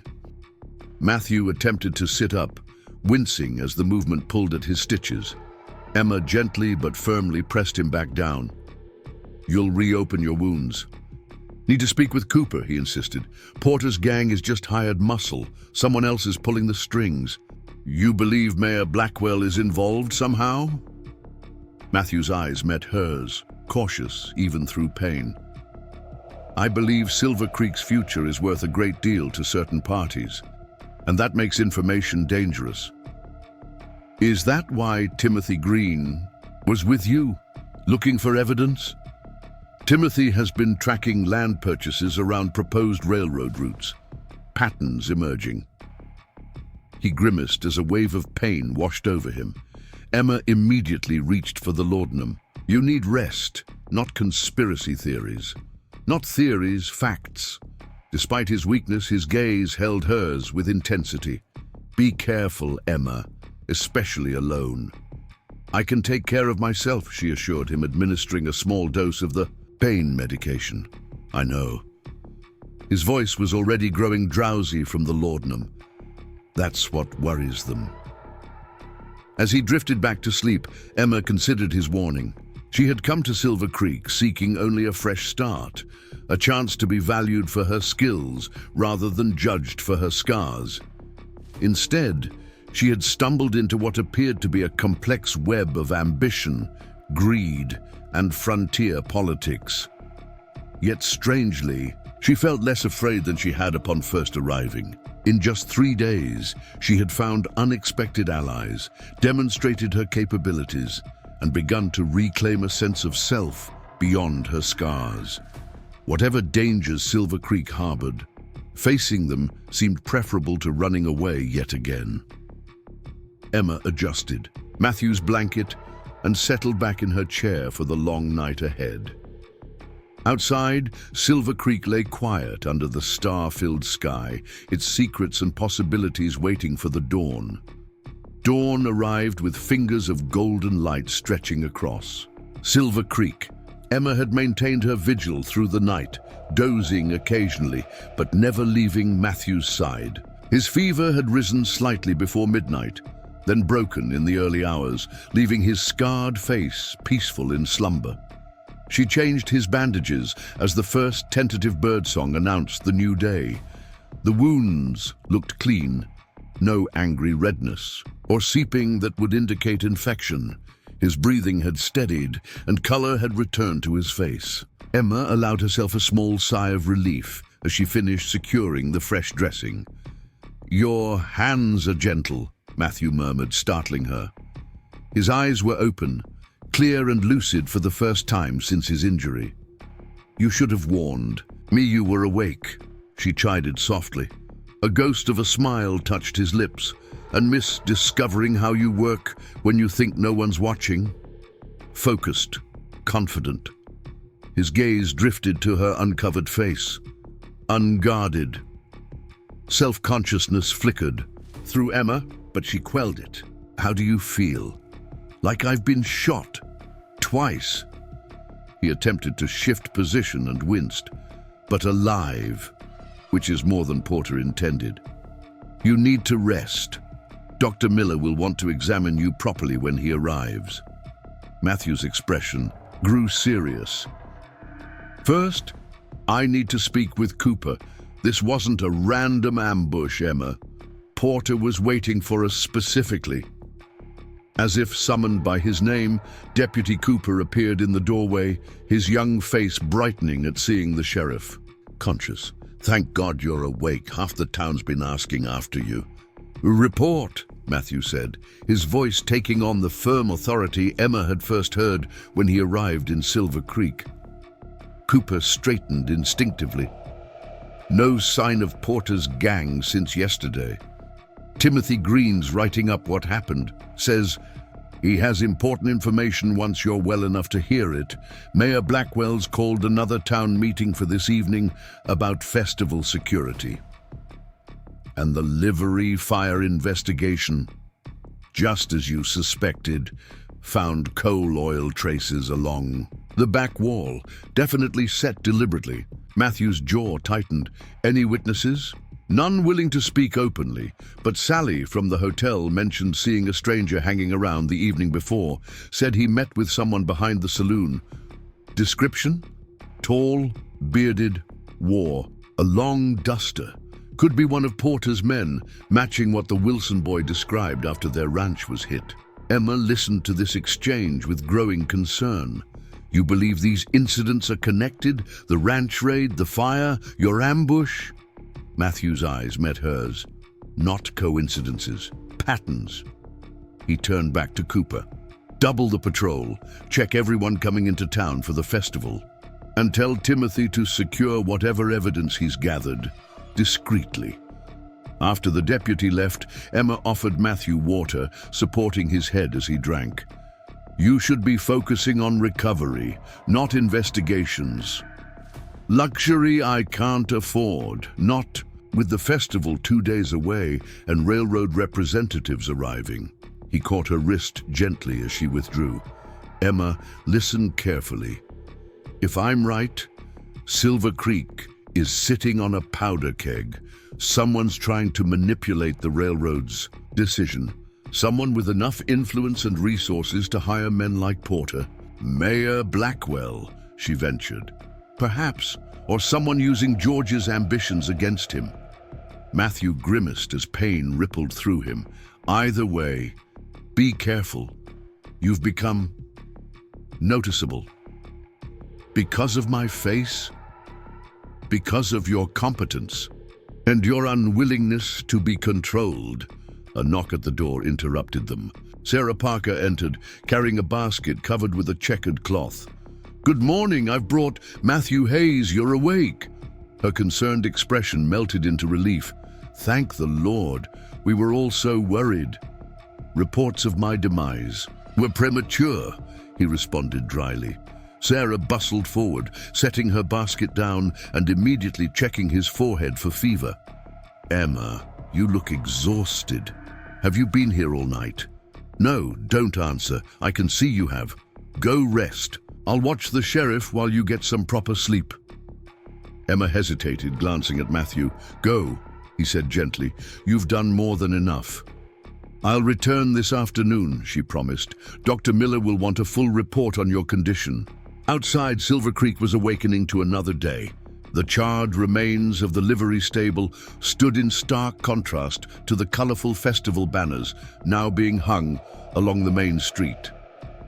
Workers were constructing a temporary platform near the church, where the mayor would presumably welcome the railroad representatives. Emma walked through this bustle of preparation largely unnoticed, her mind too occupied with Matthew's warnings to worry about the occasional curious glance her uncovered face attracted. She had removed her scarf entirely the previous evening after it had repeatedly slipped during her medical ministrations, and somehow hadn't felt compelled to replace it this morning. She reached the doctor's office to find him examining young Wilson, who was sitting up and clearly improved. "Ah, Miss Wilson, perfect timing. Just telling young James here he can return home tomorrow if he continues improving." Miller squinted at her over his spectacles. "You look exhausted. How's our sheriff?" "Conscious, lucid, and already issuing orders," she reported. "The wounds are clean, no significant fever overnight. He'll need rest, but should recover fully with proper care." "Excellent news. Cooper told me what happened at Thunder Ridge." "Nasty business." The doctor turned back to his patient. "James, continue with the willow bark tea for pain. Miss Wilson will check your bandages before you're discharged." After he shuffled into the back room, young Wilson eyed Emma curiously. "You're not wearing your scarf today, ma'am." She touched her scarred cheek self-consciously. "No, I'm not. Looks better without it," he said with youthful directness. "More honest-like. Pa says a person trying to hide something usually is hiding something." Despite her exhaustion, Emma smiled. "Your father sounds like a wise man." "He is. Says we're leaving Silver Creek after the festival, though. Says there's something not right about how things are being run." This comment piqued Emma's interest. "What does he mean?" The boy shrugged. "Don't rightly know. Just heard him telling Ma that Mayor Blackwell's land deals didn't smell right, and that the sheriff asking questions had stirred up a hornet's nest." Before Emma could inquire further, Dr. Miller returned. "Miss Wilson, I insist you get some rest. You've been awake nearly 24 hours. I can manage here." Too tired to argue, Emma retreated to her small room. She washed her face, including the scarred tissue, and changed into a clean nightdress before collapsing onto her narrow bed. Despite her racing thoughts about Matthew's warnings and young Wilson's cryptic comments, exhaustion claimed her almost immediately. She woke to late afternoon sunlight filtering through her window. For a moment, she lay still, disoriented, before remembering the events of the previous day. Hurriedly, she rose and dressed, selecting a simple blue dress that complemented her auburn hair. After a brief hesitation, she left her scarf on its hook.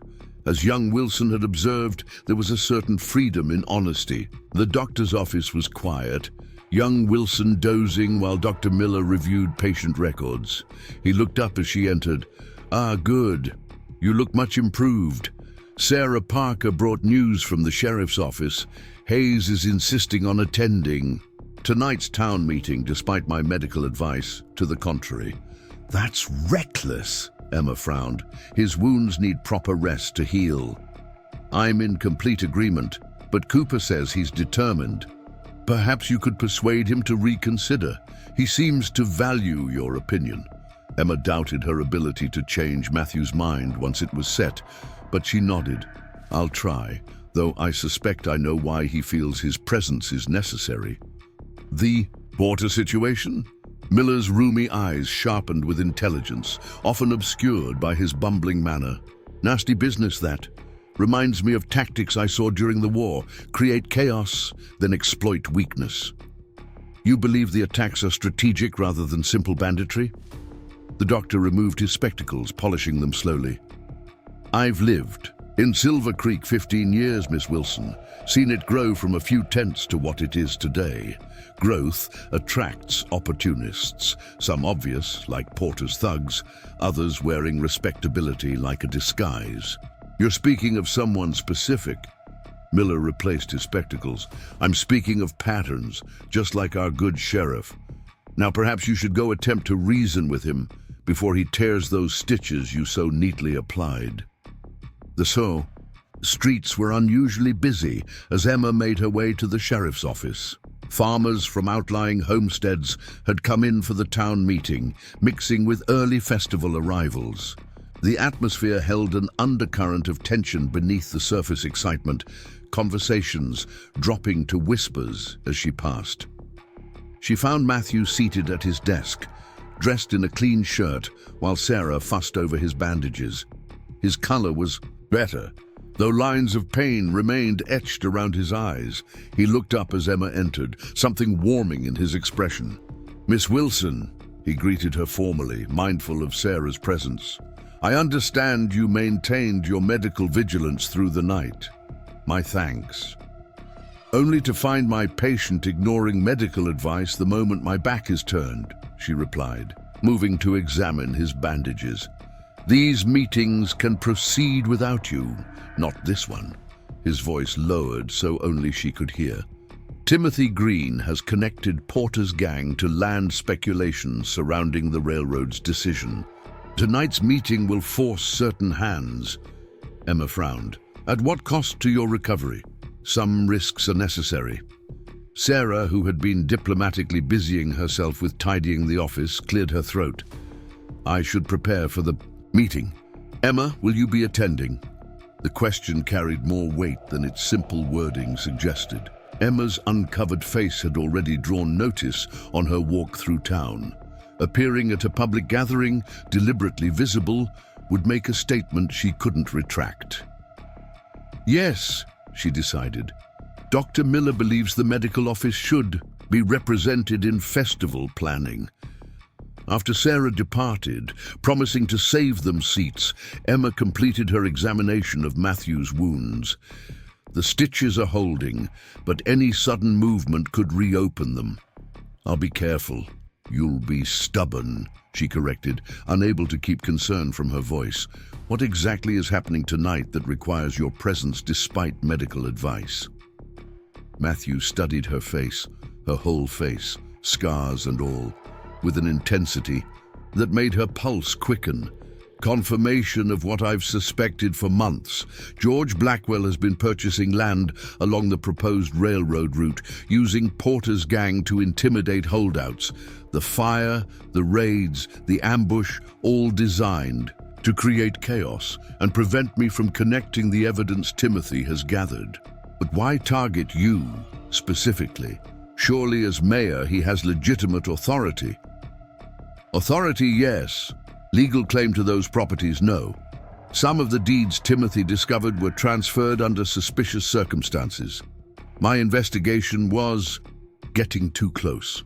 Emma absorbed this information, pieces falling into place. The festival is his opportunity to finalize the railroad's decision and vindicate his actions, and to present Silver Creek as a perfect frontier town, peaceful, prosperous, and primed for investment. Which explains his objection to my presence, Emma said softly. "I don't fit the image he's creating." Matthew's expression hardened. George's vision of progress has always been narrow. Railroad money has narrowed it further. He reached for his hat, wincing slightly at the movement. "We should go. The meeting will start soon." Emma offered her arm for support as they walked toward the church. The evening air carried the scent of approaching autumn, crisp and clean. After the summer's drought, lanterns were being lit along the main street, casting pools of golden light against the deepening shadows. News of the sheriff's recovery had clearly spread. Several townspeople called greetings as they passed. Emma was conscious of the curious glances her uncovered face attracted, but found herself less troubled by them than before. Matthew's solid presence beside her provided a certain confidence, as did the knowledge that she had earned her place in Silver Creek through competence rather than conformity. The church was nearly full when they arrived. Sarah had indeed saved them seats near the front, though Emma noticed Harold Jenkins shifting uncomfortably as they approached, clearly discomfited by her proximity. The buzz of conversation diminished as they made their way down the aisle, heads turning to observe the sheriff's condition and his companion's unveiled appearance. Mayor Blackwell stood at the front with Preacher Foster, his expression darkening, momentarily at the sight of Matthew upright and moving under his own power. He recovered quickly, plastering on a politician's smile. "Sheriff Hayes, we're all relieved to see you recovered from your unfortunate encounter." "Not entirely recovered, George," Matthew replied evenly, easing himself into the pew beside Sarah. "But present nonetheless." Indeed. Blackwell's gaze shifted to Emma, hesitating briefly on her exposed scars before moving on with practiced smoothness. Well, shall we begin? We have much to discuss regarding festival security in light of recent incidents. The meeting proceeded with reports from various committee heads. Emma observed the dynamics with growing understanding, the way certain citizens deferred to Blackwell, the subtle exchanges of glances between Matthew and Timothy Green, who sat near the back with a leather portfolio clutched protectively. Now, regarding the unfortunate matter of the livery stable fire, Blackwell continued, I propose we erect temporary decorative screens to shield the damaged area from our distinguished visitors. First impressions are vital. Covering the problem doesn't solve it, George, Matthew interjected. Porter's gang remains at large, with evidence suggesting they were directly responsible. A murmur ran through the congregation. Blackwell's smile tightened.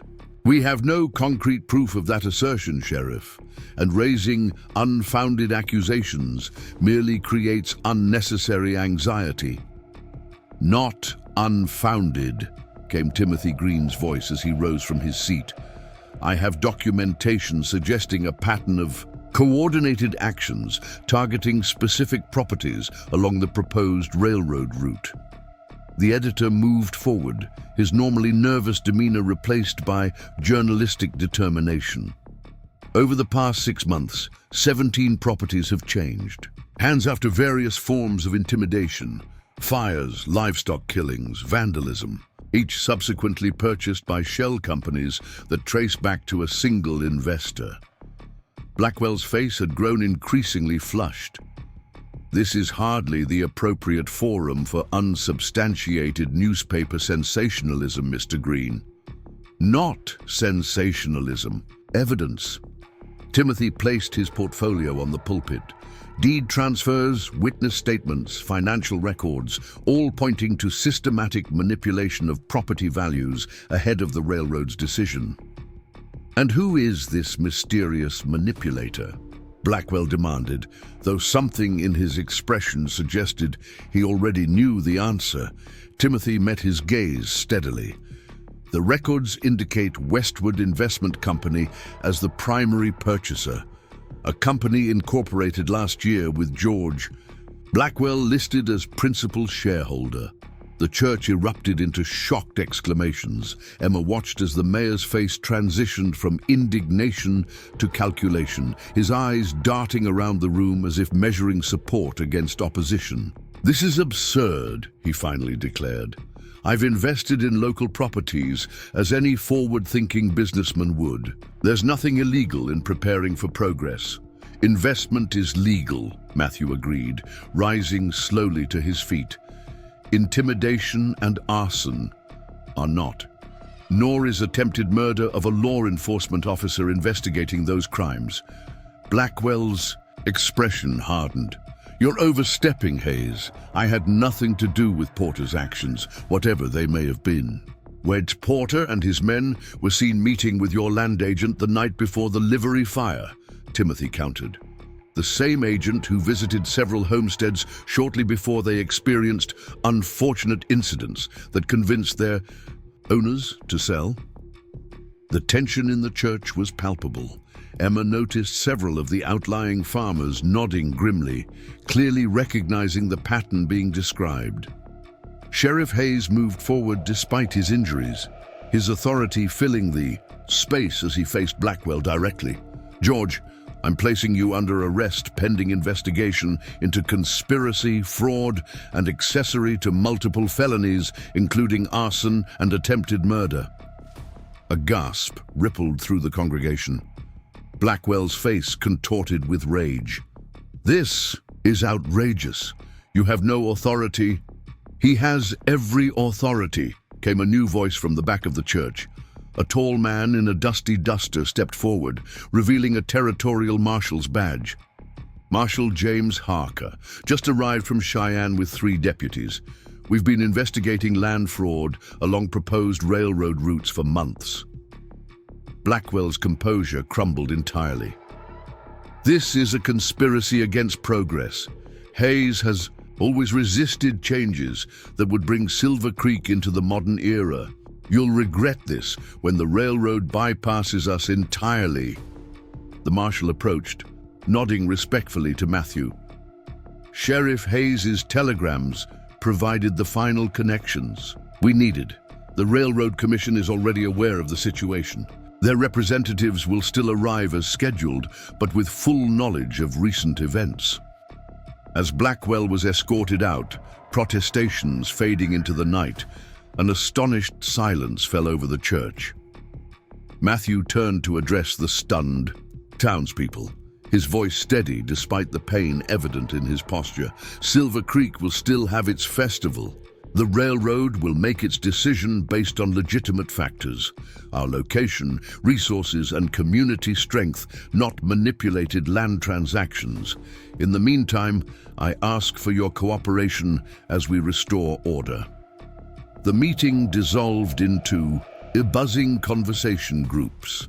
Emma found herself approached by Widow Tanner and several other members of the Ladies' Aid Society, who confirmed her scheduled presentation on home remedies while casually ignoring her exposed scars as if they were of no more significance than the color of her dress. "We'll need additional medical preparations for the festival," Widow Tanner declared. "With all this excitement, someone's bound to faint from the heat or excitement. Can you arrange supplies, Miss Wilson?" "Of course," Emma replied slightly, bewildered by their matter-of-fact acceptance. "Dr. Miller and I will ensure we're prepared for any emergencies." Sarah Parker appeared at her elbow, eyes twinkling.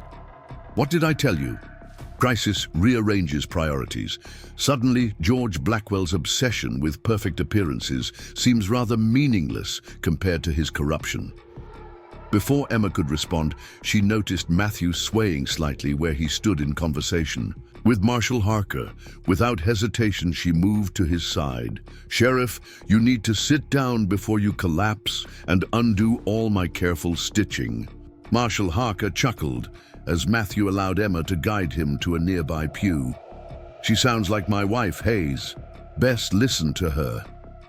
"I intend to," Matthew replied with surprising softness. The marshal tipped his hat to Emma. "Ma'am, your assistance in treating the sheriff's injuries likely saved his life, according to Deputy Cooper. The territory owes you a debt of gratitude." Emma felt color rising in her cheeks. "I merely applied skills I was fortunate to learn." Skill and courage make a powerful combination. Silver Creek is fortunate to have found both in its newest resident. He turned back to Matthew. "We'll continue this discussion tomorrow when you've rested. My men will patrol tonight in case Porter attempts any retaliation." After he departed, Emma studied Matthew's face with professional concern. "You've done too much. Those stitches need checking immediately." "Worth it," he murmured, though he didn't resist as she helped him to his feet. "George has been corrupting Silver Creek for years, using progress as justification for personal gain." They made their way slowly back to the sheriff's office, the night air cool against their faces. Silver Creek seemed somehow changed after the revelations at the meeting, as if a shadow had lifted, allowing genuine possibility to emerge. Inside his quarters, Emma carefully examined Matthew's wounds by lamplight. "You're fortunate. No tearing, though there's some swelling from overexertion." "Told you I'd be careful," he said with a hint of that rare smile. Emma applied fresh ointment and bandages, working with gentle efficiency. Marshal Harker arrived just in time, almost as if it were planned. "It was. My telegram reached him 2 days ago, but we needed Blackwell to reveal himself publicly. Timothy's evidence provided that opportunity. A dangerous gamble for a necessary outcome." Matthew caught her hand as she finished securing the bandage. "Emma, Silver Creek will change after tonight. For the better, I believe. The question is whether you'll remain to see it." The directness of his question caught her off guard. "I haven't decided. Dr. Miller needs assistance, especially with the festival approaching." And afterward? She met his gaze, reading something there that quickened her pulse. Are you asking as sheriff or as Matthew Hayes? Both. The sheriff needs competent people who value substance over appearance. The man, he hesitated, finds himself increasingly unwilling to contemplate your departure. Emma's breath caught. After years of rejection and concealment, the simple honesty of his admission was more powerful than any elaborate declaration. When I arrived in Silver Creek, I sought only independence and basic respect. And now I find myself contemplating possibilities I had long abandoned. His hand gently touched her scarred cheek, the first person besides herself to do so since the accident. These marks tell a story of survival, Emma, of courage and resilience. I see no flaws there, only strength. Tears threatened for the first time in years, not from pain or humiliation, but from the profound relief of being truly seen. Harold Jenkins said no man would want a wife with my face. Harold Jenkins has always lacked vision. Matthew's voice softened. I don't speak of marriage, Emma. Not yet. That would be presumptuous when we're still learning each other's stories. But I speak of possibility, of time and patience, and discovering whether what I already admire might grow into something more. Emma thought of her journey to Silver Creek, the hope, the rejection, the unexpected opportunity that had emerged from seeming disaster. 3 days ago, she had stepped from a stagecoach, carrying nothing but her meager possessions and a desperate desire for acceptance. Now she stood as Silver Creek's respected medical assistant, her skills acknowledged, her scars exposed, yet no longer defining her worth. Possibility, she echoed softly. I would like to explore that. The Founders' Day festival arrived with perfect autumn weather, the air crisp and clear beneath a cloudless sky. Silver Creek had transformed overnight. Buildings festooned with banners, stalls lining the main street offering everything from apple cider to handcrafted jewelry. Children, racing excitedly between activities. Emma moved through the celebration with quiet confidence, her scarred face uncovered as she assisted Dr. Miller at the small medical tent they had established near the church. Occasional curious glances from visitors were balanced by the matter-of-fact acceptance of Silver Creek residents, who now greeted her by name and sought her opinion on minor ailments and health concerns. The railroad representatives arrived at noon, a group of serious men in Eastern suits who were immediately escorted on a tour by acting Mayor Tanner, Widow Tanner's husband, hastily appointed after Blackwell's arrest. Emma watched from a distance as they were shown the town's amenities, their expressions revealing nothing of their thoughts. Matthew patrolled despite his injuries, moving carefully through the crowds with Deputy Cooper never far from his side. He stopped briefly at the medical tent, ostensibly to check on preparations. How's your shoulder? Emma asked as she adjusted his sling to sit more comfortably. Healing. His eyes held hers longer than strictly necessary. Marshal Harker apprehended 2 of Porter's men at dawn. They've implicated Blackwell directly in exchange for reduced sentences. Will Silver Creek recover from the scandal? Matthew gazed out at the festival, at the community coming together despite recent upheavals. Towns are more resilient than they appear. Like people, the facade may crack, but the foundation remains. By evening, lanterns illuminated the streets as music from a hastily assembled band filled the air. Emma had changed into her best dress, the blue one Sarah insisted brought out her eyes, and joined the gathering near the bandstand where many townspeople were dancing. She watched from the sidelines until Matthew appeared beside her, his injured arm still in its sling, but his expression lighter than she had yet seen it. The railroad men have departed, he informed her. Tanner believes their response was positive, Blackwell's schemes notwithstanding. That's wonderful news. Indeed, he hesitated, then extended his good hand. "I can't offer proper dancing with this injury, but perhaps a turn around the square would be acceptable." Emma placed her hand in his, feeling the calluses that spoke of hard work and steadfast service. Together they walked the perimeter of the celebration, observed but no longer merely tolerated. Acceptance had come, not through conformity or concealment, but through the simple demonstration of worth. "What happens now?" she asked as they paused near the edge of town, where the festivities gave way to the vast openness of the Wyoming night. Matthew considered the star-filled sky before returning his gaze to her face. Her whole face, scars and beauty alike. Now Silver Creek rebuilds. Now we discover what's possible when appearances matter less than character. Now we write the next chapter. Emma thought of the frightened, hopeful woman who had arrived on the stagecoach just days before, clutching Harold Jenkins' letter and praying for acceptance. That woman could never have imagined standing here, respected for her skills, her scars displayed without shame, her heart opening to possibilities long thought lost. "I would like to help write that chapter," she said softly. Matthew's scarred face curved into a genuine smile as he offered his arm once more. Together they turned back toward the lights of Silver Creek, not the perfect town of Blackwell's shallow vision, but a real community with flaws and strengths and the capacity for genuine growth. And in that moment, as music drifted on the evening breeze and stars spangled the vast Wyoming sky, Emma Wilson knew she had found something far more valuable than mere acceptance.